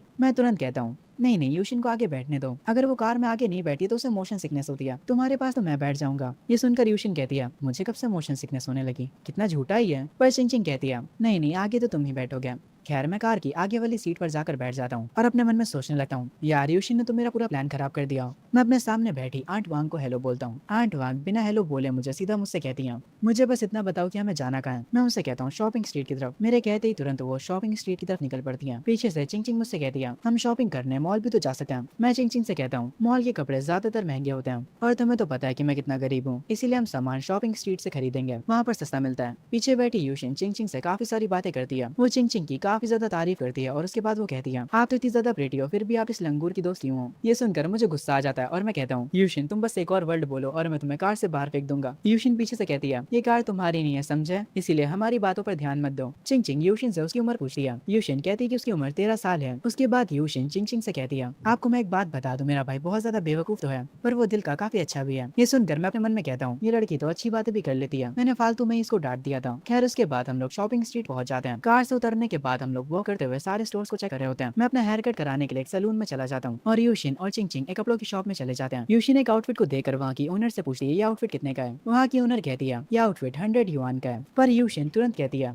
मैं इस आउटफिट के सिर्फ 30 युआन दूंगी। वहाँ की ओनर कहती है, इतने पैसे कम नहीं होते बच्चे। खैर यूशिन कहती है, बस 50 युआन, इससे ज्यादा मैं नहीं दूंगी। शॉप की ओनर कहती है, नहीं हम इतना कम नहीं कर सकते। ये सुनकर यूशिन कहती है, ठीक है हमें ये नहीं चाहिए, सामने वाली स्टोर पर और भी प्यारे प्यारे कपड़े हैं, हम लोग वहाँ से खरीद लेंगे। वो चिंग चिंग का हाथ पकड़कर कहती है, चलो इस स्टोर से चलते हैं, और यहाँ से जाने लगती है। तभी पीछे से शॉप की ओनर कहती है, ठीक है रुको रुको ले लो 50 युआन में। यार यूशिन तो बिल्कुल आंटियों जैसा बार्गेन कर रही है जैसे आंटियां करती हैं, अपना प्राइस बताकर शॉप से जाने की एक्टिंग करना। खैर उसके बाद यूशिन 50 युआन देकर वो आउटफिट खरीद लेती है। चिंग चिंग ये देखकर काफी हैरान होती है और अपने मन में कहती है, मैं तो 300 का सामान 500 में लेकर आ जाती हूँ, इस छोटी बच्ची को तो मुझसे भी अच्छा बार्गेन करना आता है। खैर यूशिन कहती है, सिस्टर चलो अब यहाँ से चलते हैं। चिंग चिंग उससे कहती है, तुम्हें बस एक ही आउटफिट चाहिए था क्या। यूशिन उससे कहती है, मेरे पास ऑलरेडी बहुत सारे कपड़े रखे हैं, मैंने अपने कुछ पैसे बचाए थे ताकि मैं शोयन भाई के लिए कुछ कपड़े खरीद सकूं। ये सुनकर चिंग चिंग कहती है, वो खुद से अपने कपड़े खरीद सकता है, तुम्हें अपने पैसे खर्च करने की जरूरत नहीं है। तभी यूशिन चिंग चिंग से कहती है, आज सुबह मैंने उसके अंडरवियर को देखा जो कि बालकनी में लटकी हुई थी, और मैं उस चीज को अंडरवियर भी नहीं कह सकती क्योंकि उसमें सिर्फ होल ही होल था, वो पूरी की पूरी फटी हुई थी। ये सुनकर चिंग चिंग अपने मन में इमेजिन करने लगती है कि शोयन के पास बिल्कुल भी कपड़े नहीं है और वो फटे कपड़ों में गुजारा करता है। यूशिन चिंग चिंग से आगे कहती है, ये बात तुम शोयन भैया को मत बताना, उससे काफी बुरा लगेगा। तभी मैं वहाँ पर आ जाता हूँ। यूशिन मुझे देखकर कहती है, शोयन भैया आप हेयर कट के बाद पहले से अच्छे लग रहे हो। मेरे आसपास से गोल्डन लाइट्स निकलने लगती हैं और मैं कहता हूँ, मैं तो हमेशा ही अच्छा लगता हूँ, मैं अगर गंजा भी हो जाऊँ तब भी मैं अच्छा ही लगूंगा। चिंग चिंग कहती है, ये हेयर स्टाइल सच में तुम पर सूट कर रहे हैं, तुम इसमें अच्छे लग रहे हो। ये सुनकर मैं कहता हूँ, मुझे ऑलरेडी पता है कि मैं कितना ज्यादा सुंदर हूँ, तुम लोग जितनी मेरी तारीफ करो उतना कम है। और चिंग चिंग तुम मुझे घूरना बंद करो यार। ये सुनकर चिंग चिंग कहती है, मैं तुम्हें कब घूर रही थी, अपने मन में कहानियां मत बनाओ। यूशिन चिंग चिंग की तरफ देखते हुए कहती है, सिस्टर तुम्हारा तो पूरा चेहरा लाल हो चुका है। चिंग चिंग कहती है, हाँ क्योंकि गर्मी ज्यादा हो रही है। मैं हल्का सा हंसता हूँ और कहता हूँ, ठीक है अब बातें करना बंद करो और चलो यहाँ से। उसके बाद हम लोग वापस से वॉक करते हुए और भी स्टोर्स देख रहे होते हैं। खैर उसके बाद यूशिन एक स्टोर को देखती है और कहती है, हम वहाँ जा रहे हैं। मैं उससे कहता हूँ, तुम गलत जगह जा रही हो, उस स्टोर में लड़कों के कपड़े मिलते हैं। यूशिन कहती है, भैया आपके कपड़े काफी पुराने हो चुके हैं, इसीलिए हम आपके कपड़े खरीदने जा रहे हैं। मैं यूशिन से कहता हूँ, मेरे पास पैसे नहीं है, तुम्हारा भैया बहुत गरीब है। यूशिन मुझसे कहती है, आप पैसों की फिक्र मत करो, मेरे पास पैसे हैं। ये सुनते मैं काफी खुश हो जाता हूँ और मैं कहता हूँ, यूशिन तुम मेरी सबसे अच्छी बहन हो। यूशिन कहती है, आप सच में पागल हो चुके हो। मैं कहता हूँ, ये लड़की बिना बिना सोचे समझे पैसे खर्च करती है। चिंग चिंग कहती है, अब नाटक बंद करो, तुम्हें अच्छा लग रहा है कि तुम्हारी बहन तुम्हारे लिए कपड़े खरीद रही है। खैर उसके बाद हम लोग उस स्टोर में चले जाते हैं। यूशिन और चिंग चिंग मेरे लिए कपड़े सिलेक्ट कर रही होती हैं। यूशिन को देखते हुए मैं अपने मन में कह रहा होता हूँ, मेरी पिछली जिंदगी में ग्रेजुएशन के बाद मेरी यूशिन से इतनी ज्यादा बातचीत नहीं होती थी। उसके बाद मैंने मैन क्या उसे शादी कर ली थी और फिर उसकी वजह से मैं अपने किसी भी फैमिली मेंबर से नहीं मिल पाता था। खैर उसके बाद यूशिन ने जो मेरे लिए टी शर्ट पसंद करी होती है, मैं उसे ट्राई करता हूँ। यूशिन चिंग चिंग से पूछती है, तुम्हें भैया के कपड़े कैसे लग रहे हैं। मुझे तो काफी बढ़िया लगे। चिंग चिंग कहती है, मेरे हिसाब से ये ठीक ही है। खैर उसके बाद हम लोग अपनी शॉपिंग कंप्लीट कर लेते हैं। मेरे पूरे हाथ शॉपिंग बैग से भरे हुए होते हैं। मैं काफी ज्यादा थक चुका होता हूँ इन्हें पकड़े हुए, पर ये दोनों लड़कियां मुझे और भी बैग्स आकर पकड़ा देती हैं। मैं इन दोनों से कहता हूँ, तुम लोगों ने तो मुझे अपना नौकर समझ रखा है। पर तभी चिंग चिंग कहती है, आज का डिनर मेरी तरफ से है। ये सुनते मैं खुश हो जाता हूँ और कहता हूँ, अरे मैं आप लोगों को नौकर ही तो हूँ, बस मुझे बताइए कि मुझे क्या करना है। मैं पूरे 12 घंटों के लिए आपका नौकर हूँ। चिंग चिंग कहती है, सिर्फ 12 घंटे, 24 घंटों के लिए क्यों नहीं। मैं हंसते हुए चिंग चिंग से कहता हूँ, अगर तुम चाहती हो कि मैं तुम्हारे साथ सो भी जाऊँ तो उसके लिए अलग से पैसे लगेंगे। ये सुनते ही चिंग चिंग कहती है,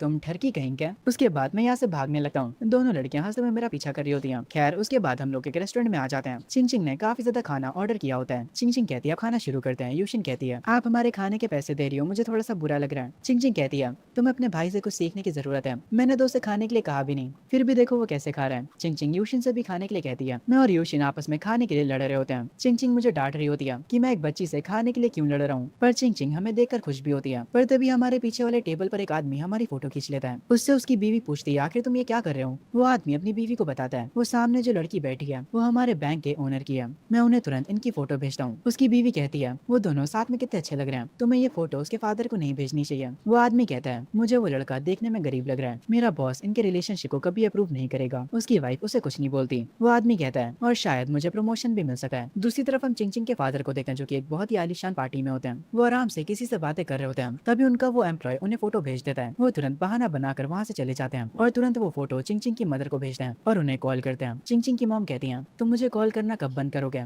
अभी मैं काफी बिजी हूँ। चिंग चिंग के फादर कहते हैं, मैंने तुम्हें एक फोटो भेजी है, उसे देखो। मुझे समझ नहीं आता कि चिंग चिंग अभी तक उस लड़के के साथ क्यों है। चिंग चिंग की मॉम भी वो फोटो देखती है, पर गुस्सा होने के बजाय वो काफी खुश होती है। वो फोन पर कहती है, आखिर इस फोटो में गलत क्या है, जब तुम तुम्हारी बेटी के साथ होते हो तब तो वो ऐसे स्माइल नहीं करती जैसे अभी वो इस फोटो में कर रही है। वो फाइनली अब मुझे एक नॉर्मल लड़की जैसे लग रही है, और वैसे भी अब वो बड़ी हो गई है, और जब तक वो शोयन के साथ है मुझे उसकी ज्यादा चिंता नहीं होती। उसके फादर ये सब बातें सुनकर कॉल कट कर देते हैं और गहरी सोच में पड़ जाते हैं। दूसरी तरफ अब हमारे घर जाने का समय हो चुका था। मैं मैसेज में वापस से चिंग चिंग को अपना नंबर भेजता हूँ और उसकी कार की विंडो के सामने खड़े होकर कहता हूँ, अब तक तुम्हें मेरा नंबर तो याद हो ही गया होगा, अगर तुम्हें रात में नींद ना आए तो मुझे कॉल कर लेना। चिंग चिंग कुछ कह नहीं पाती, बस शर्माती ही रह जाती है। खैर उसके बाद काफी सारे दिन बीत जाते हैं। मेरी और चिंग चिंग की काफी बातें भी होती हैं। खैर एक दिन मैं वे के साथ बाहर आया होता हूँ। वे कह रहा होता है, हमारे कॉलेज एंट्रेंस एग्जाम भी जल्दी ही आने वाले हैं, मैं उसकी तैयारी में काफी बिजी हो चुका हूँ और मैं तेरे साथ ड्राइविंग प्रैक्टिस पर भी नहीं जा पा रहा हूँ। मैं वैसे कहता हूँ, अरे कोई बात नहीं, हम दोनों ही काफी मेहनत कर रहे हैं और मुझे वैसे भी जुलाई तक अपना ड्राइविंग लाइसेंस चाहिए। ये सुनकर वे कहता है, तुम्हें इतनी जल्दी क्या है, तुम्हारे पास तो कार भी नहीं है। मैं उससे कहता हूँ, मैं कॉलेज में खरीद लूंगा। वैसे वे मुझे बताओ, मुझे कौन सी कार लेनी चाहिए, बेंज, BMW या फिर ऑडी। ये सुनते ही वे कहता है, यार देख मैं मजाक के मूड में बिल्कुल भी नहीं हूँ, ये जो तुम महंगी महंगी कार्स की बातें कर रहे हैं, तुम स्कूटर भी अफोर्ड कर सकते हो अभी। खैर वे के साथ घूमने के बाद मैं अपने घर वापस आ जाता हूँ। यूशिन तुरंत मेरे पास भागते हुए आती है। वो मुझे बताती है कि चिंग चिंग ने आज उसे अपने घर पर इनवाइट करा है। मैं यूशिन से कहता हूँ, तुमने अभी क्या कहा। यूशिन कहती है, सिस्टर चिंग चिंग ने मुझे खुद इनवाइट करा है। ये सुनकर मैं कहता हूँ, आज तक उसने मुझे तो कभी इनवाइट नहीं करा। यहाँ और सोफे पर बैठो और मुझे बताओ कि क्या हुआ था। यूशिन सोफे पर बैठकर कहती है, शोयन भैया क्या आपको चिंग चिंग पसंद है। मैं उससे कहता हूँ, ये सब बड़ों की बातें हैं, तुम इनमें मत पड़ो, और मैं आजकल देख रहा हूँ कि तुम्हारी चिंग चिंग से काफी ज्यादा बातें हो रही हैं। यूशिन कहती है, वो इसलिए क्योंकि मैं घर पर काफी बोर हो जाती हूँ अकेले। मैं यूशिन से कहता हूँ, मुझे अपना फोन दो, मुझे तुम दोनों की चैट्स देखनी है। पर यूशिन मुझे साफ मना कर देती है। मैं यूशिन से उसका फोन छीनने लगता हूँ, पर वो बार बार भागे जा रही थी। उतने में ही मेरी मॉम आ जाती है। यूशिन तुरंत मेरी मॉम को देखकर रोने की एक्टिंग करने लगती है और कहती है, आंटी शोयन भैया मेरा फोन चुराने की कोशिश कर रहे थे। यूशिन के इतना कहते ही मेरी मॉम मेरे पीछे झाड़ू लेकर पड़ जाती है और यूशिन पीछे से हंस रही होती है। दूसरी तरफ चिंग चिंग बालकनी पर बैठकर गिटार बजा रही होती है। तभी मैं उसे मैसेज करता हूँ और कहता हूँ, मैंने सुना है कि तुमने मुझे और यूशिन को अपने घर पर इनवाइट करा है। चिंग चिंग कहती है, मैंने बस यूशिन को इनवाइट करा है, तुम्हें नहीं। मैं चिंग चिंग से कहता हूँ, अरे यार उसे लेकर तुम्हारे घर कौन ही आएगा, मुझे ही तो लेकर आना होगा उसे। अब मान भी लो कि तुमने हम दोनों को ही इनवाइट करा है। मैं अपने मन में कह रहा होता हूँ, यूशिन के बहाने मैं चिंग चिंग के साथ और भी टाइम बिता सका हूँ। चिंग चिंग को ऐसा न लगे कि मैं उसके घर आना चाहता हूँ, इसलिए मैं कहता हूँ, मैं आना तो नहीं चाहता था क्योंकि मैं काफी बिजी था, पर अब तुम इतना बुला रही हो तो मैं क्या ही कर सकता हूँ। चिंग चिंग कहती है, अगर तुम्हें मेरे घर नहीं आना तो मैं ड्राइवर को भेजकर चिंग चिंग को अपने घर बुला लूंगी, तुम्हें आने की कोई जरूरत नहीं है। ये कहकर वो हंसने लगती है। मैं उससे कहता हूँ, तुम मुझे अपने घर बुलाना नहीं चाहती। मुझे थोड़ा गुस्सा आता है और आगे मैं कहता हूँ, तुम अपने एक अकेले दोस्त से अच्छे से बर्ताव नहीं कर सकती क्या। चिंग चिंग कहती है, तुम सिर्फ मेरे दोस्त नहीं हो, यूशिन भी मेरी दोस्त है। मैं कहता हूँ, पर वो तो अभी बच्ची है। चिंग चिंग कहती है, हाँ मुझे बच्चे पसंद है। ये सुनकर मैं हंसते हुए उससे कहता हूँ, अगर तुम्हें बच्चे पसंद है तो हम फ्यूचर में 3-4 कर लेंगे। पर मेरे इस मैसेज के बाद चिंग चिंग मेरा कोई रिप्लाई नहीं करती। मैं समझ जाता हूँ कि वो मुझसे गुस्सा हो गई। मैं उसे गुड नाइट बोलकर अपना फोन रख देता हूँ और सोने के लिए चला जाता हूँ। अगली सुबह जब मैं उठता हूँ, मैं देखता हूँ मुझे चिंग चिंग का मैसेज आया है। वो उस मैसेज में कह रही होती है, अगर तुमने दोबारा कभी ऐसा मजाक किया तो मैं तुमसे बात नहीं करूंगी। ये मैसेज देखकर हंसते हुए मैं अपने मन में कहता हूँ, मेरी क्या गलती थी, फ्यूचर में तो वैसे भी ऐसा होना ही है। बाहर मैं यूशिन के पास जाकर बैठ जाता हूँ और उससे पूछता हूँ कि क्या वो अपना होमवर्क कर रही है। वो मुझसे कहती है, मुझे मैथ का ये सवाल समझ नहीं आ रहा, क्या आप मेरी मदद करोगे। मैं उसे साफ साफ कह देता हूँ, देखो ये मैथ तुम्हारे छठे क्लास की है, इसलिए मैं दखल नहीं दूंगा, और वैसे भी अगर मैं तुम्हें सच बताऊं तो मैं मैथ से दूर रहता हूँ। उस सब्जेक्ट को देखते ही मेरा सर दर्द करने लगता है। उसके बारे में तुम ऑनलाइन देख लो, पर हाँ मैं तुम्हें एक चीज सिखा सकता हूँ, मैं तुम्हें एडवाइस दे सकता हूँ जिंदगी के बारे में। ये सुनकर यूशिन कहती है, कैसी एडवाइस शोयन भैया? मैं कहता हूँ, मैं तुम्हें जिंदगी और लोगों के बारे में समझा सकता हूँ, और मैं तुम्हें ये भी सिखा सकता हूँ कि तुम कैसे पता लगा सकते हो कि कोई लड़का अच्छा है या फिर बुरा। ये सुनते ही यूशिन कहती है, कैसे? मैं यूशिन से कहता हूँ, तुम अपने हाथ से उस लड़के की नाक को बंद कर दो। अगर वो अपने मुंह से सांस लेने लगे तो इसका मतलब है कि वो अच्छा लड़का नहीं है। पर तुम्हारा भाई यानी मैं बहुत अच्छा लड़का हूँ, इसीलिए जितना हो सके उतनी मेरी तारीफ करा करो चिंग चिंग के सामने। ये सुनते ही यूशिन कहती है, नहीं आप झूठ बोल रहे हो। खैर उसके बाद आंट वांग हमें लेने के लिए हमारे घर आती हैं। हम लोग कार में बैठकर चिंग चिंग के घर की तरफ रवाना हो जाते हैं। चिंग चिंग के घर के बाहर जो गार्डन होता है उसे देखकर यूशिन कहती है, ये कितना खूबसूरत है, मुझे ऐसा लग रहा है जैसे कि हम किसी पार्क में हो। अमीर होना सच में अच्छा होता है। खैर थोड़ी ही देर में हम चिंग चिंग के घर पहुंच जाते हैं। चिंग चिंग अपने डोर पर ही खड़ी होती है और यूशिन को अंदर बुलाती है। आंट वांग हम सबको देखकर अपने मन में कह रही होती है, ऐसा हो ही नहीं सकता कि ये दोनों बस दोस्त हों। खैर उसके बाद हम लोग चिंग चिंग के घर के अंदर जाते हैं। चिंग चिंग हमसे पूछती है कि हमें कौन सी आइसक्रीम खानी है। मैं उससे कहता हूँ कि मुझे पॉप्सिकल खाना है, और यूशिन एक्साइटमेंट के साथ कहती है कि उसे पुडिंग खानी है। चिंग चिंग अपना फ्रिज चेक करती है और कहती है, असल में हमारे फ्रिज में ये दोनों ही नहीं है, बस कुछ आइसक्रीम सी पड़ी है। ये सुनकर मैं कहता हूँ, मुझे कुछ भी चलेगा। खैर उसके बाद चिंग चिंग हमें आइसक्रीम्स देती है। यूशिन उसको शुक्रिया बोलती है। चिंग चिंग उससे कहती है, बातें बाद में करना, पहले खा लो। यूशिन उससे पूछती है, सिस्टर चिंग चिंग क्या ये पूरी बिल्डिंग आपकी फैमिली की है? चिंग चिंग कहती है, हाँ ये बहुत बड़ी जगह है। दूसरी तरफ सिक्योरिटी कैमरास की मदद से चिंग चिंग की मॉम इन लोगों को देख रही होती है। अपनी बेटी को एंजॉय करता देख उनके चेहरे पर एक स्माइल होती है। यूशिन मुझसे कहती है, शोयन भैया आखिर आप कुछ बोल क्यों नहीं रहे हो? मैं यूशिन से कहता हूँ, तुम दोनों आपस में बातें करो, मुझे परेशान मत करो। यूशिन चिंग चिंग से कहती है, चिंग चिंग क्या मैं तुम्हारा रूम देख सकती हूँ? चिंग चिंग हाँ कहती है। उसके बाद वो उसे अपना रूम दिखाने ले जाती है। यूशिन उसके रूम को काफी अच्छे से देख रही होती है, और जब वो उसके वार्डरोब की तरफ बढ़ती है तब वो चिंग चिंग की कलेक्शन देखकर काफी शौक हो जाती है और कहती है, चिंग चिंग तुम तो सच में काफी लकी हो, तुम्हारे पास तो तुम्हारा खुद का क्लोजेट रूम है। यूशिन की बात सुनकर चिंग चिंग अपने मन में कहती है, क्या वॉकिंग क्लोजेट होना सच में कोई खुशी की बात है? यूशिन आगे कहती है, शोयन भैया का रूम तो तुम्हारे क्लोजेट से भी छोटा है, पर तुम्हें पता है मेरे शोयन भैया भी काफी अच्छा है। वो थोड़ा सा बेवकूफ है और बंदर जैसा लगता है। दोनों आपस में शोयन के बारे में थोड़ी बातें करते हैं। उसके बाद चिंग चिंग कहती है, चलो अब नीचे चलते हैं और चलकर कोई मूवी देखते हैं। खैर आगे आंट वांग हमें ड्रॉ करने के लिए हमारे साथ आती है। कार में बैठे यूशिन मुझसे कह रही होती है, अमीर होना कितना अच्छा होता है ना? ये सुनकर मैं यूशिन से कहता हूँ, तुम्हें बस मन लगाकर पढ़ाई करनी है, एक अच्छे कॉलेज में जाना है और खूब मेहनत करके बहुत सारे पैसे कमाने हैं, और फिर तुम भी अमीर बन जाओगी। खैर यूशिन थोड़ी परेशान होकर मुझसे पूछती है, शोयान भैया तुम वहाँ पर कुछ भी बोल नहीं रहे थे, क्या तुम्हें ऐसा लगने लगा कि तुम्हारे और चिंग चिंग के बीच बहुत बड़ा गैप है? मैं उससे कहता हूँ, नहीं ऐसा कुछ भी नहीं है, मुझे बस रियलाइज हो गया कि मेरे पिछले गोल्स बहुत छोटे थे, अब मैं और भी ज्यादा ऊपर एम करूंगा। यूशिन कहती है, आपके गोल्स हैं क्या आखिर? मैं उसके हेड को पेट करते हुए कहता हूँ, तुम्हें इसके बारे में चिंता करने की जरूरत नहीं है। ये सुनकर वो थोड़ी गुस्सा हो जाती है। खैर उसके बाद मैं रात में बार में जाता हूँ। वहाँ पर जाओ मुझे पैसों का एनवलप देते हुए कहती है, ये लो तुम्हारी सैलरी। अपनी पहली अर्निंग को देखकर मैं काफी ज्यादा खुश हो जाता हूँ। जाओ मुझे बताती है, इसमें तुम्हारी सैलरी और साथ ही में बोनस भी है। बॉस ने मुझसे ये कहा था कि ये मैं तुम्हें दे दूँ। ये टोटल 3300 है। मैं जाओ को थैंक्स बोलता हूँ और कहता हूँ, मेरी तरफ से बॉस को भी थैंक्स बोलना। वैसे बॉस आखिर है कहाँ? जाओ मुझे बताती कि बॉस यहाँ पर आज नहीं है, उन्हें कोई जरूरी काम है। मैं जाओ से पूछता हूँ, क्या हमारी बॉस की शादी हो चुकी है? जाओ कहती है, पहले तुम कसम खाओ कि तुम किसी को भी नहीं बताओगे। ये सुनकर मैं कहता हूँ, मैंने अपने होठों पर फेविक्विक चिपका लिया, अब बताओ मुझे कि क्या बात है? जाओ कहती है, बॉस का एक फियांसे था, वो भी 7 सालों से। उन दोनों की एंगेजमेंट भी हो चुकी थी, पर शादी से पहले बॉस के फियांसे का एक्सीडेंट हो गया और उसकी उसी एक्सीडेंट में डेथ हो गई। उनकी डेथ आज ही के दिन हुई थी। हर साल आज ही के दिन बॉस हमेशा उसकी ग्रेव पर जाती हैं। ये सुनकर मुझे अच्छा नहीं लगता। खैर आगे जाओ और मैं अपना नॉर्मली काम करने लगता हूँ। टाइम बीता जाता है, तभी यहाँ पर वे आ जाता है। उस वक्त पर मैं सफाई कर रहा होता हूँ। मैं वे से पूछता हूँ कि तुम यहाँ पर क्यों आए हो? वे कहता है, क्या मैं यहाँ पर नहीं आ सकता? मेरे लिए एक कोल्ड बियर लेकर आओ। मैं वे से कहता हूँ, वो फ्रिज में रखी है, खुद जाकर निकाल लो। वे जाकर चेयर पर बैठकर कहता है, ओए मैं तेरा कस्टमर हूँ तो तुम ला कर दो मुझे वे पर काफी गुस्सा आता है। खैर जाओ उसे उसकी बियर लाकर दे देती है। वे अपना चश्मा ठीक करते हुए उसे शुक्रिया कहता है और फिर मुझसे कहता है, हे तुमने कहा था तुम्हारी बॉस काफी सुंदर है और उसके पैर भी काफी लंबे हैं और उसकी आवाज भी काफी मीठी है, आखिर तुम्हारी बॉस कहाँ पर है? मुझे भी उनसे मिलवाओ। मैं वैसे कहता हूँ, तुम्हारी किस्मत खराब है, आज बॉस यहाँ पर नहीं है। ये सुनते ही वे उदास हो जाता और कहता है, मेरी किस्मत ही खराब है। मैं वैसे पूछता हूँ, आखिर तुम यहाँ पर इतना लेट क्या कर रहे हो? तुम्हारी मॉम तुम्हें कुछ नहीं कहती क्या?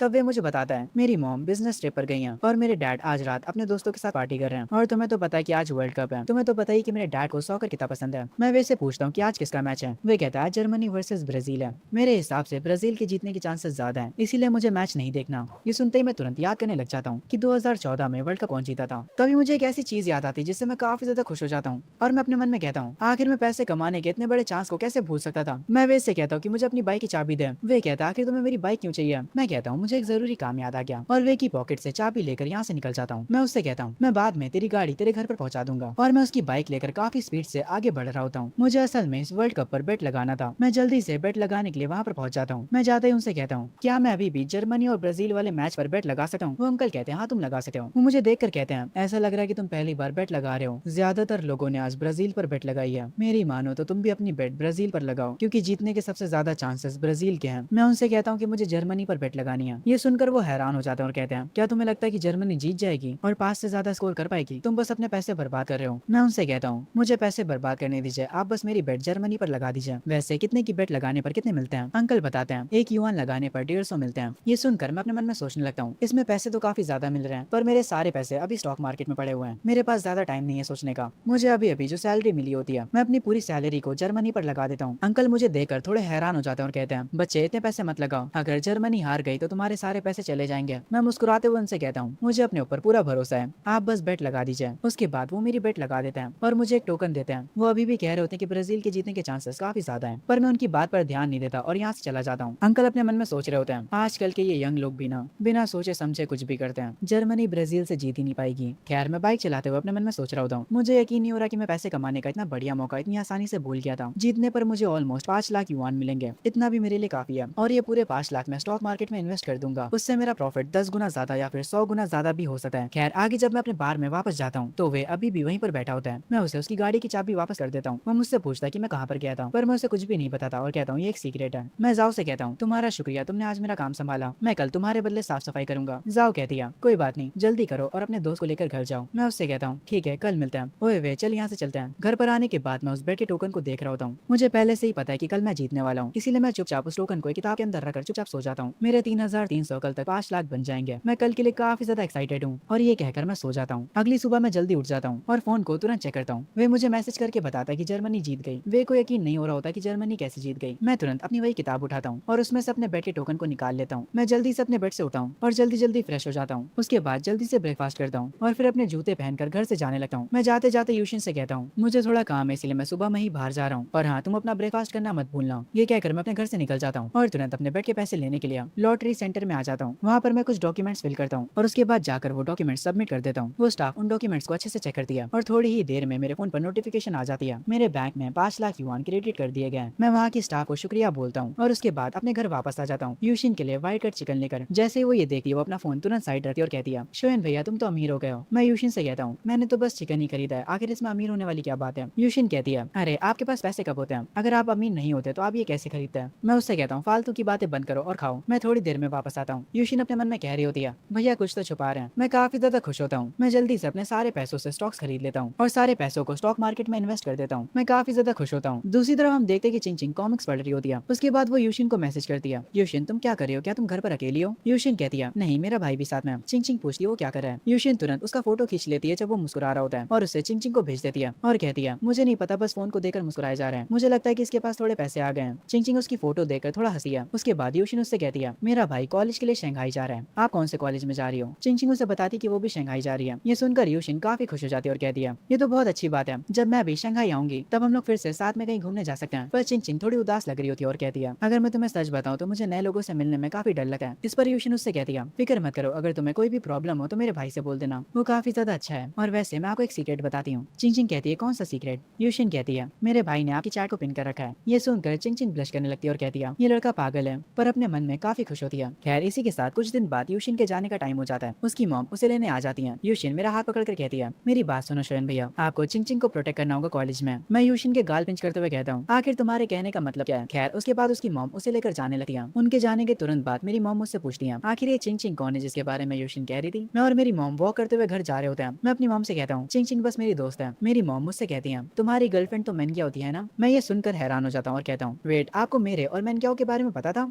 मॉम कहती है, तुम मुझसे कुछ छुपा नहीं सकते, तुम उसके लिए हर एक दिन नाश्ता ले जाते थे और साथ ही में उसको डेली चॉकलेट्स भी देते थे। मैं मॉम से कहता हूँ, अरे मॉम पुरानी बातें भूल जाइए, अब मेरा और उसका कुछ भी नहीं चल रहा। ये सुनकर मेरी मॉम हंस पड़ती है और कहती है, क्या उसने तुम्हारा काट दिया? मैं कहता हूँ, नहीं नहीं मॉम ऐसा कुछ भी नहीं है, बस मुझे पता चल गया कि वो मेरे लायक नहीं है, और आप फिक्र मत करिए मॉम, मैं आपके लिए एक अच्छी बहू ढूंढ कर लाऊंगा। खैर ऐसे ही मैं और मेरी मॉम बातें करते हुए घर की तरफ जा रहे होते हैं। हम देखते हैं चिंग चिंग अपने रूम में गिटार बजा रही होती है। तभी वो उठकर लैपटॉप की तरफ जाती है और जो सॉन्ग उसने यूट्यूब पर डाला था, जब वो जाकर चेक करती है तो वो सॉन्ग वायरल हो चुका होता है, जिसे देखकर वो काफी हैरान होती है। कमेंट्स में हर कोई सॉन्ग की तारीफ कर रहा होता है। तुम लोग भी मेरी वीडियोस की तारीफ कर सकते हो कमेंट सेक्शन में। देखो मैं नहीं रोकूंगा तुम लोगों को तारीफ करने से, तुम लोग कर सकते हो, जाओ और अभी करो। चिंग चिंग तुरंत अपना फोन उठाकर शोन को मैसेज मैसेज करती है और उसे बताती कि हमारा सॉन्ग वायरल हो चुका है। शुएन भी थोड़ा हैरान होता है पर एक मुस्कुराहट के साथ कहता है ये तो काफी बढ़िया है। वो मुझे बताती कि हमारा सॉन्ग यूट्यूब पर 21 रैंक कर रहा है। मैं उसकी बात सुनकर थोड़ा हैरान होता हूँ और तुरंत जाकर चेक करता हूँ और हाँ वो सच कह रही होती है। मैं चिंचिंग से कहता हूँ तुम्हें तो अब सिंगर बन ही जाना चाहिए, पर वो थोड़ी निराश होकर कहती है सपने देखना बंद करो, मेरा कोई भी प्लान नहीं है एंटरटेनमेंट वर्ल्ड ज्वाइन करने का। खैर आगे मैं उससे बताता हूँ कि यूशिन ऑलरेडी अपने घर जा चुकी है। वो कहती है कि उसे पहले से पता है। ये सुनकर मैं कहता हूँ अगर यूशिन मेरे साथ नहीं है तो क्या तब भी तुम मुझे अपने घर बुलाओगी? ये सुनकर चिंचिंग एक पल के लिए थोड़ा सोचती है और फिर कहती है तुम कभी भी आ सकते हो। इस बार उसकी बात सुनकर मैं हैरान हो जाता हूँ। वो आगे मुझे बताती है कि उसकी मॉम अब उसके साथ रह रही है। मैं उसे बताता हूँ कि मेरे पास कुछ फ्री टाइम है तो मैं उसके घर आ सकता हूँ। वो हंसती और कहती है बस अब बाद में बात करते हैं, मैं नहाने जा रही हूँ। चिंचिंग अपना टॉवल उठाती है। तभी शुएन का एक और मैसेज आता है अरे यार अब तो वीडियो कॉल करना बनता है। चिंचिंग गुस्सा हो जाती है और कहती है ठरकी कहीं का।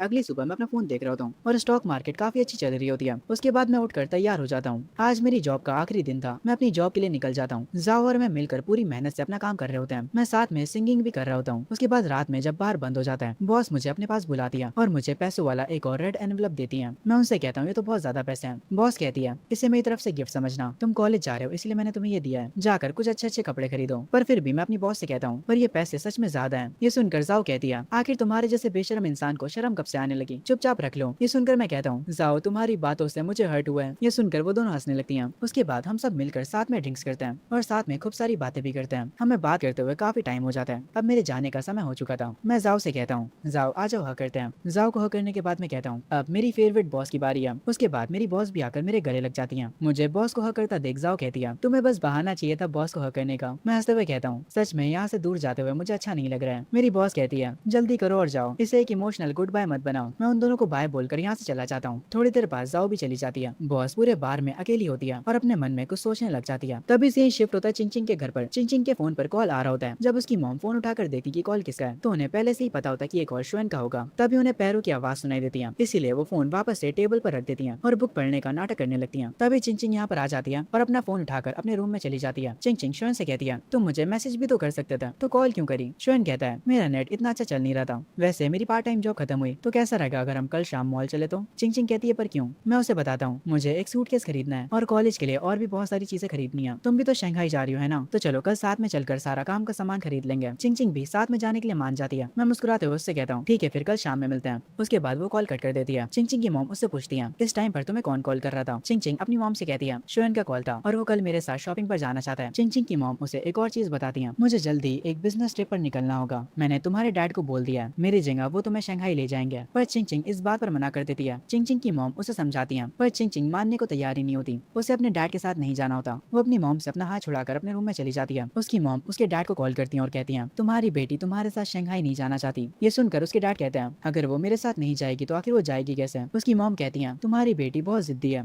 मैं उसे समझा नहीं सकती। उसके डैड कहते हैं मैं आज तुम्हारे घर आकर खुद उससे बात करूंगा तो मेरे लिए भी डिनर तैयार रखना। ये सुनकर उसकी मॉम कहती है हाँ तुम भी यहाँ पर आकर एक बार ट्राई कर लो। उसके बाद उसके डैड कॉल काट देते हैं। खैर अगले दिन मैं कैब करके चिंचिंग के घर पर आ जाता हूँ पर उसका सिक्योरिटी गार्ड मुझे अंदर जाने नहीं दे रहा होता, इसीलिए मैं उसे कॉल करके बाहर बुला लेता हूँ। वो जल्दी से मुझे लेने भी आ जाती है। मेरे साथ चलते हुए चिंचिंग मुझसे कहती है मैं तुम्हें पहले याद दिला देती हूँ कि मेरी मॉम आज घर पर है। ये सुनकर मैं कहता हूँ तो क्या हुआ, मुझे डर नहीं लगता, वैसे भी कौन सा तुम्हारी मॉम मुझे झाड़ू लेकर बाहर भगा देंगी। चिंचिंग मेरी बात सुनकर हंसने लगती है। जैसे ही हम लोग घर के करीब पहुंचते हैं मैं देखता हूँ कि डोर पर चिंचिंग की मॉम खड़ी है। वो काफी अच्छे से मेरा स्वागत करती है और मुझे अंदर आने के लिए कहती है। मैं घर के अंदर आते ही उन्हें ग्रीट करता हूँ। उसके बाद वो किचन में जाकर मुझसे पूछती है तुम पानी पियोगे या फिर कोई कोल्ड ड्रिंक? मैं उनसे कहता हूँ कि मुझे कुछ भी चलेगा, पर चिंचिंग हमारी बात बीच में ही काट देती है और कहती है मॉम इसे कुछ भी नहीं चाहिए, हम अभी जा रहे हैं। चिंचिंग की मॉम कहती है ठीक है फिर मैं आंट मॉम को बुला लेती हूँ, वो तुम लोगों को ले जाएंगी। ये सुनकर मैं उनसे कहता हूँ आंटी अगर आपको मुझ पर भरोसा हो तो मुझे ड्राइव करना आता है, मेरे पास ड्राइविंग लाइसेंस भी है। ये सुनकर चिंचिंग की मॉम कहती है पर तुमने तो अपने पूरे समर हॉलीडेज काम करने में बिता दिया था तो तुम्हें ड्राइविंग लाइसेंस कब मिला?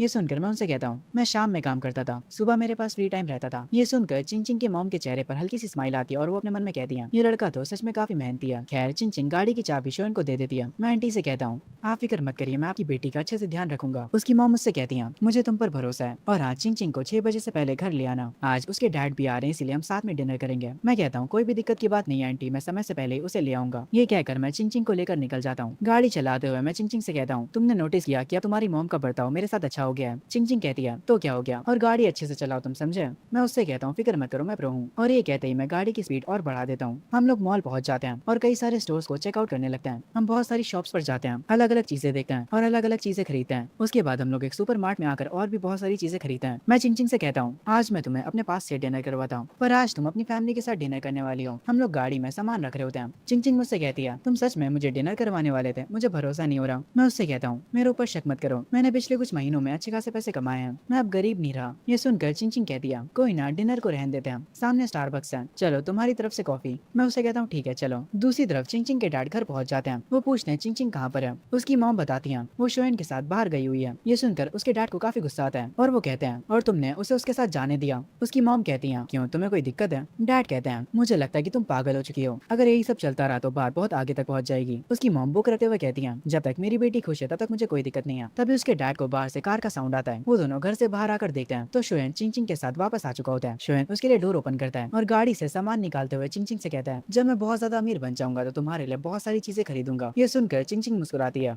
पर तभी चिंचिंग की नजर अपने डैड पर पड़ती है जो कि काफी गुस्से में होते हैं। उन्हें देखकर चिंचिंग का मूड खराब हो जाता है। शोएन भी उन्हें देख लेता है। चिंचिंग की मॉम कहती है, तुम लोग तो काफी जल्दी आ गए। मैं उसकी मॉम से कहता हूँ, हमें लगा अगर रास्ते में ट्रैफिक मिल गया तो हम लेट हो जाएंगे, इसीलिए हम जल्दी आ गए। जैसा मैंने कहा था, मैं चिंचिंग को 6 बजे से पहले ले आऊंगा और अब मेरे जाने का टाइम हो गया है। वो चिंचिंग को उसका सामान पकड़ाते हुए कहता है, बाद में फोन पर बात करते हैं। पर तभी उसकी मॉम कहती है, शोएन अभी काफी लेट हो चुका है, तुम भी हमारे साथ डिनर क्यों नहीं करते? ये सुनकर तीनों हैरान हो जाते हैं। आगे हम देखते हैं डिनर के टाइम पर चिंचिंग एक बाउल में राइस निकाल रही होती है। ये देखकर उसके डैड कहते हैं, मेरा पेट भर गया है, मैं और नहीं खा सका। पर चिंचिंग कहती है, तो मैं ये चावल आपके लिए थोड़ी निकाल रही हूँ, और वो चावल का बॉल चिंचिंग जाकर शोएन को देती है। ये देखकर उसके डैड और भी गुस्सा हो जाते हैं। उसकी मॉम कहती है, शोएन तुम्हें शर्माने की जरूरत नहीं है, इसे अपना ही घर समझो। मैं ये सुनकर आंटी को थैंक्स बोलता हूँ और खाना शुरू करता हूँ। जब हम सब खाना खा रहे होते हैं तब चिंचिंग के फादर भी हमारे पास आकर बैठ जाते हैं। वो चिंचिंग से कहते हैं, तुम्हारी मॉम और मैंने आपस में बात कर लिया, तुम्हें शंघाई मैं लेकर जाऊंगा। अगर तुम्हें वहाँ का डॉम पसंद नहीं आता तो मैं तुम्हारे लिए वहाँ पर कोई फ्लैट खरीद दूंगा। चिंचिंग कहती है, कोई जरूरत नहीं है, मैं वहाँ खुद चली जाऊंगी, अगर आप दोनों बिजी हो तो कोई दिक्कत की बात नहीं है। मैं इन सब की बातें तो सुनता हूँ, पर मैं इस फैमिली मैटर में कुछ भी नहीं बोलता। उसके डैड कहते हैं, जब मैं तुम्हारे साथ जा रहा हूँ तो तुम मेरे साथ क्यों नहीं जाना चाहती? तभी मैं उनकी बात काट कर बीच में चिंचिंग से बोलता हूँ, मैं भी तो शंघाई जा रहा हूँ तो तुम मेरे साथ क्यों नहीं चलती? इस पर चिंचिंग तुरंत एग्री कर जाती है। ये सुनकर उसके डैड पूरी तरह से पागल हो जाते हैं।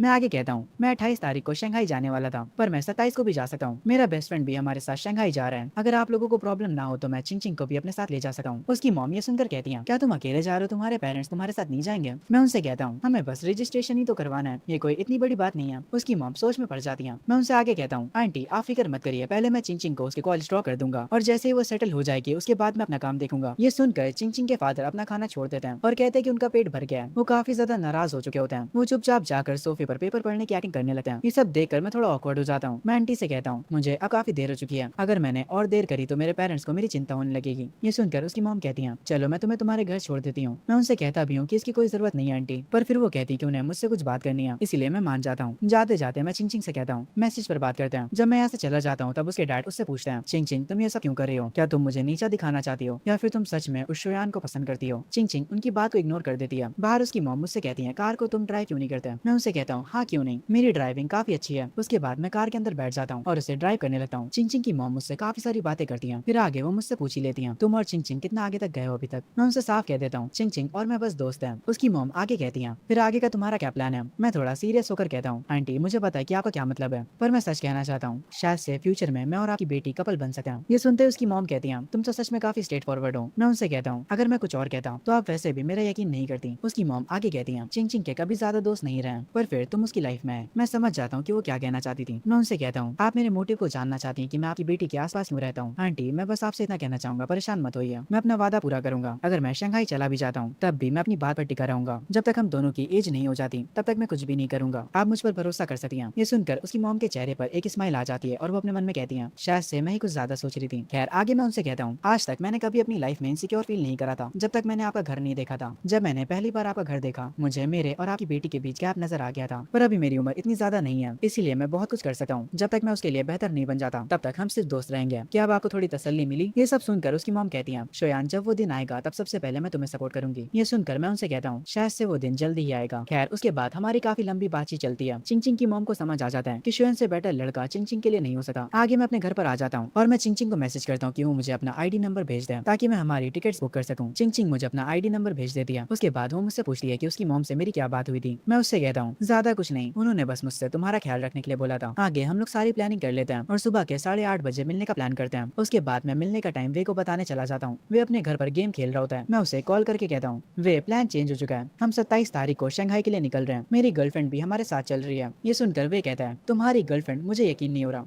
मैं उससे कहता हूँ, अगर मैं झूठ बोल रहा हूँ तो मैं अचमानवा पढ़ना बंद कर दूंगा हमेशा के लिए। ये सुनते ही वे को मुझ पर यकीन हो जाता है। उसके बाद मैं उसका भी आईडी नंबर मांग लेता हूँ टिकट्स खरीदने के लिए और उसे मिलने की टाइमिंग बता देता हूँ। उसके बाद मैं फोन कट कर देता हूँ। शंघाई जाने से एक दिन पहले मैं अपने दोनों साइड्स के ग्रैंड पेरेंट्स के घर जाता हूँ। मुझे दो दो रेड एनवलप भी मिलते हैं जिसमें अच्छे खासे पैसे रखे होते हैं। जब हम लोग गाड़ी में बैठकर घर के लिए निकल रहे होते हैं तब मेरी मॉम मुझसे कहती है, जब तुम पैसे कमाने लग जाओ तो अपने ग्रैंड पेरेंट्स की हमेशा इज्जत करना। मैं उनसे कहता हूँ, हाँ क्यों नहीं मॉम। ये सुनकर वो खुश होती है। उसके बाद हम लोग घर वापस आ जाते हैं। रात में मैं अपना सारा सामान पैक कर रहा होता हूँ। मेरी मॉम मुझसे कहती है, सब फिर से चेक कर लेना कि तुमने सारा सामान रखा है कि नहीं, और अगर तुम चाहो तो डैड तुम्हें स्टेशन तक छोड़ने के लिए जा सकते हैं। मैं उनसे कहता हूँ, इसकी कोई जरूरत नहीं है, मैंने कार बुक कर लिया। मेरी मॉम आगे मुझसे कहती है, हर दिन अपने कपड़े बदलना मत भूलना और उन्हें उतारने के बाद उन्हें अच्छे से धोना। वो मुझसे ऐसे ही और भी काफी सारी बातें कहती हैं। मैं उनसे कहता हूँ, मैं सब समझ गया। वो मुझसे कहती हैं, जब तुम वहाँ पहुंच जाना तो तुरंत मुझे मैसेज करना। आगे वो कहती हैं, अगर तुम्हें कभी भी पैसों की जरूरत हो तो मुझसे मांग लेना, समझे। मैं उनसे कहता हूँ, मैं समझ गया। वो आगे और भी कुछ कहने जा रही होती हैं पर मैं उन्हें बीच में रोककर कह देता हूँ, मॉम अब बस भी करिए, मैं सब समझ गया। अगर आप मुझे पूरी रात समझाएंगी तो मैं सो नहीं पाऊंगा। आप ज्यादा चिंता मत करिए, मैं कोई छोटा बच्चा नहीं हूँ। उसकी मॉम कहती है, हाँ कुछ ज्यादा ही बड़े हो गए अब तुम, जो मॉम को चुप रहने के लिए बोल रहे हो। मैं अपनी मॉम को हाँ करते हुए कहता हूँ, अरे मॉम अब वापस से सास बहू वाला ड्रामा मत शुरू कर दीजिएगा, मैं सब कुछ संभाल लूंगा। आप अपने कमरे में जाइए और जाकर सो जाइए। अगली सुबह मैं सोकर उठता हूँ। मैंने बस अपना नाश्ता फिनिश ही करा था तभी दरवाजे पर घंटी बजती है। मैं जाकर देखता हूँ तो ये वे होता है। वो मुझसे कहता है, तुम अभी तक तैयार नहीं हुए, आखिर हम कब जाने वाले हैं। मैं उससे कहता हूँ, पहले अंदर आ जाओ। मेरे मॉम डैड भी आकर वैसे मिलते हैं। वे उन दोनों को अच्छे से ग्रीट करता है। मैं अपने पेरेंट्स से कहता हूँ, अब आप दोनों अपने काम पर जा सकते हैं, मैं जब जा रहा हूँ तब घर अच्छे से बंद कर लूंगा। ये सुनकर उसकी मॉम कहती है, अगर तुम चाहो तो हम तुम्हें ड्रॉप करने के लिए तुम्हारे साथ चल सकते हैं। पर उसके डैड कहते हैं, चलो भी अब वो 18 साल का हो चुका है, वो कोई बच्चा नहीं रहा, इसके बारे में इतनी चिंता मत करो। आगे मेरी मॉम कहती है, ठीक है मैं समझ गई, बस अपना कोई सामान मत भूलना। मैं उनसे कहता हूँ, हाँ मैं समझ गया मॉम। उसके बाद मेरे पेरेंट्स अपने अपने काम पर निकल जाते हैं। वे मुझसे कहते हैं, आखिर तुम्हारी गर्लफ्रेंड कब तक आएगी। मैं उससे कहता हूँ, पहले तुम आराम से बैठ जाओ, वो भी जल्दी ही आ जाएगी। मैं जल्दी से कपड़े बदल कर आता हूँ। वे सोफे पर बैठ जाता है और अपने मन में सोचने लगता है, आखिर इसकी गर्लफ्रेंड होगी कौन, क्या वो हमारे स्कूल से होगी। अगर वो हमारे स्कूल से है तो मैं उसे जानता हूँ।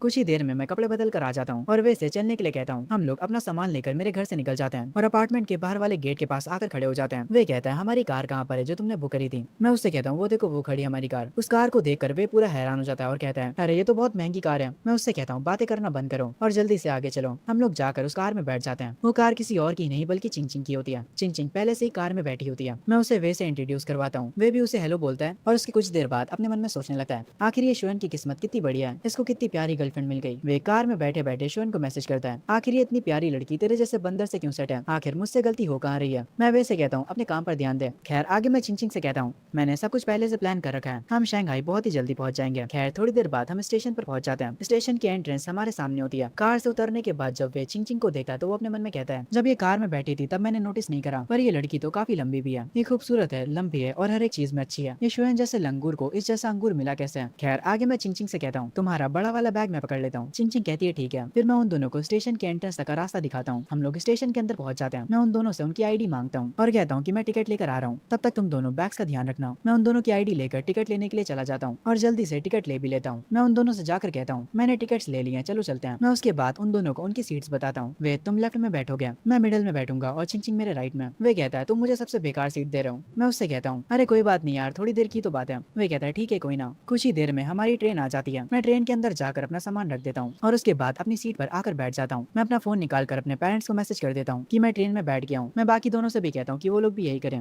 वे भी अपने पेरेंट्स को मैसेज कर देता है। मैं अपने डैड को मैसेज करके बता देता हूँ कि मैं ट्रेन में हूँ। वो कहते हैं कि वो समझ गए। मैं उनसे आगे मैसेज में कहता हूँ, आप हमेशा घर पे खांसते रहते थे पर अब मैं घर पे नहीं होऊंगा, तो अब से अपना ध्यान रखिएगा और स्मोक थोड़ा कम करिएगा। फोन के दूसरे साइड से अपने बेटे की ऐसी बातें सुनकर उसके डैड काफी ज्यादा इमोशनल हो जाते हैं और वो कह रहे होते हैं, मेरा बेटा तो सच में बड़ा हो चुका है, उसे अपने डैड की हेल्थ की चिंता है। मुझे तुम्हारे मुंह से ये सुनकर काफी अच्छा लगा। वैसे मैंने आपकी सिगरेट्स के सारे डिब्बे उठाकर डस्टबिन में फेंक दिया ताकि आप उन्हें पी ना सके। ये सुनते ही उसके डैड का चेहरा पत्थर का बन जाता है और वो टूट भी जाते हैं। मेरे डैड मुझे तुरंत कॉल लगाते हैं पर मैं उनकी कॉल अब नहीं उठाता। वे मुझसे कहता है, अंकल तुम्हें कॉल कर रहे हैं, तुम उनकी कॉल क्यों नहीं उठा रहे हो। मैं उससे कहता हूँ, फिक्र मत करो, मैंने ऑलरेडी उन्हें मैसेज कर दिया है। उसके बाद मैं चिंचिंग से कहता हूँ, टाइम वेस्ट करना बंद करो चिंचिंग, तुम भी अपने पेरेंट्स को बता दो। पर वो मुझसे कहती है कि उसे नहीं बताना। मैं उसका फोन उठाता हूँ और कहता हूँ, तो तुम्हारी जगह मैं बता दे रहा हूँ, हम एक फोटो खींचकर उन्हें भेज देते हैं ताकि उन्हें पता चल सके कि तुम सेफ हो। मैं फोटो खींचने के लिए कैमरा खोलता हूँ पर चिंचिंग अपना फेस छुपाने लगती है। वो बार बार फोटो के लिए मना करे जा रही थी, इसीलिए मैं उससे कहता हूँ, अगर तुम मेरे साथ फोटो नहीं खिंचवाओगी तो मैं खड़ा होकर खूब जोर से बोलूंगा कि चिंचिंग मेरी गर्लफ्रेंड है। ये सुनकर चिंचिंग गुस्सा हो जाती है और वो कहती है, एक बार ये करके तो देखो, मैं तुम्हारा मुंह तोड़ दूंगी। खैर मैं दोबारा से कैमरा खोलकर एक फोटो खींच लेता हूँ। इस बार वो अपना फेस कवर नहीं करती। मैं वो फोटो उसकी मॉम को भेज देता हूँ और उन्हें ये भी बता देता हूँ कि हम लोग ट्रेन पर बैठ चुके हैं। आगे मैं उनसे कहता हूँ, जैसे ही हम लोग ट्रेन से उतर जाएंगे मैं आपको दोबारा मैसेज करूंगा। उसकी मॉम मुझे थैंक यू बोलती है। आगे वो उसके डैड को कॉल करके कहती है, तुम्हारी बेटी ट्रेन में बैठ चुकी है, इसीलिए मुझे बार बार मैसेज करना बंद करो। ट्रेन में बैठकर वे बाहर के नजारे देख रहा होता है। जैसे ही वो मुझे फोन चलाते हुए देखता है, वो मुझसे पूछता है, हे तुम क्या कर रहे हो? मैं उससे कहता हूँ, मैं स्टॉक मार्केट की न्यूज चेक कर रहा था। ये सब चीजें तुम्हारे पल्ले नहीं पड़ेंगी। ये सुनकर वे कहता है, तुम्हारे थोड़े से नंबर क्या ज्यादा आ गए मुझसे, तुम तो खुद को समझदार समझने लगे। अच्छा वो सब छोड़ो, मुझे बताओ कि तुम चिंग चिंग से कैसे मिले? मैं उससे कहता हूँ, ये एक लंबी कहानी है। तुम्हें हमारा वो क्लास रियूनियन याद है? वे कहते हैं, हाँ तुम उस दिन जल्दी चले गए थे, तुमने बहुत ज्यादा पी ली थी, मुझे तुम्हारी चिंता हो रही थी। उसके बाद मैं वे को बताता हूँ, जैसे ही मैं वहाँ से बाहर निकला था, मैं घर नहीं गया था, मैं बस अपना मूड फ्रेश करना चाहता था। मैं साइड वॉक पर चल रहा था, तब मुझे किसी के गिटार बजाने की आवाज आई। वो म्यूजिक मुझे काफी बढ़िया लग रहा था, पर तभी वे मेरी स्टोरी के बीच में आकर कहता है, अरे यार सीधा पॉइंट पर आना। मैं आगे कहता हूँ, वो म्यूजिक का साउंड जहाँ से आ रहा था, मैं उस तरफ जाने लगता हूँ। तब मैं एक लड़की को बेंच पर बैठे गिटार बजाते हुए देखता हूँ। मैं बस एक पेड़ के किनारे खड़ा रहा और उसे सुनता रहा। मैंने काफी ज्यादा पी ली थी। जो लड़की गिटार बजा रही थी, मुझे उसका चेहरा भी ठीक से दिखाई नहीं दे रहा था, पर थोड़ी फ्रेश एयर मिलने के बाद मुझे थोड़ा अच्छा लगने लगा। और जब मैंने उस लड़की को दोबारा देखा तो मुझे पता चला वो सच में बहुत सुंदर है, पर मैं सीधे जाकर उससे बात नहीं कर सकता था। पर फिर अचानक से मुझे वॉमिट होने लगी। तब उस लड़की ने मुझे टिश्यू दिया। शायद से मुझे देखकर वो सोच रही होगी कि ये लड़का कितना हैंडसम है, इसीलिए उस लड़की ने आकर मुझसे मेरी वीचैट की आईडी मांग ली। ये सुनने के बाद वे कहता है, इतनी प्यारी लड़की ने सामने से तुमसे तुम्हारी आईडी मांगी, मेरे माथे पर सी लिखा हुआ है क्या? झूठ बोलना बंद करो। ये सुनकर मैं कहता हूँ, तुम्हें यकीन करना या नहीं करना वो तुम पर है। ये सुनकर वे कहता है, अगर मैंने तुम्हारा यकीन करा तो मैं सच में कोई पागल हूँगा। मैं वैसे कहता हूँ, वैसे चिंग चिंग की और भी काफी ज्यादा प्यारी प्यारी दोस्त हैं, अगर तुम चाहो तो मैं उन्हें तुमसे इंट्रोड्यूस करवा सकता हूँ। ये सुनते ही वे खुश हो जाता है और कहता है, अरे क्यों नहीं यार मेरे भाई, तुम्हें मेरी मदद करनी होगी। वैसे थोड़ी देर इंतजार करो, मैं वॉशरूम होकर आता हूँ। ये कहकर वे यहाँ से चला जाता है। तभी चिंग चिंग मेरी टी शर्ट पकड़ लेती है। मैं कहता हूँ, आखिर तुम ये क्या कर रही हो? चिंग चिंग मुझसे कहती है, जब मैं सो रही थी तब तुम वैसे क्या बातें कर रहे थे? वैसे मैं सो नहीं रही थी, बस नाटक कर रही थी, तो मैंने सब कुछ सुन लिया। अगर तुमने दोबारा झूठ बोला तो मैं तुम्हें बहुत मारूंगी। ये सुनकर मैं कहता हूँ, मैंने तो बस वे को सच बताया और क्या। ये सुनकर चिंग चिंग कहती है, जो तुमने उसको बताया उसमें से क्या सच था? ये सीरीज यहीं पर खत्म हो जाती है। जितने भी पार्ट्स अभी तक इसके आए थे मैंने सबको एक्सप्लेन कर दिया है, और अगर फ्यूचर में इसके और पार्ट्स आते हैं तो मैं उन्हें भी एक्सप्लेन कर दूंगा। तो यहीं पर ये वीडियो खत्म हो जाती है। लेकिन एक सेकंड रुको, अभी मत जाना। याद रखना, अगर ये महीना एंड होने से पहले मेरे 100 के कंप्लीट हो गए तो मैं दूसरे क्रिएटर्स की इनकम्प्लीट मानवा सीरीज भी इसी चैनल पर कंप्लीट एक्सप्लेन करूंगा। कमेंट में जरूर बताना सबसे पहले कौन सी सीरीज चाहिए, पर हाँ दूसरों की वीडियो में तभी कंप्लीट एक्सप्लेन करूंगा जब तुम लोग मेरे 100 के करवा दोगे। इसीलिए लाइक और सब्सक्राइब करना मत भूलना। मिलते हैं अगली कंप्लीट एक्सप्लेनेशन वीडियो में।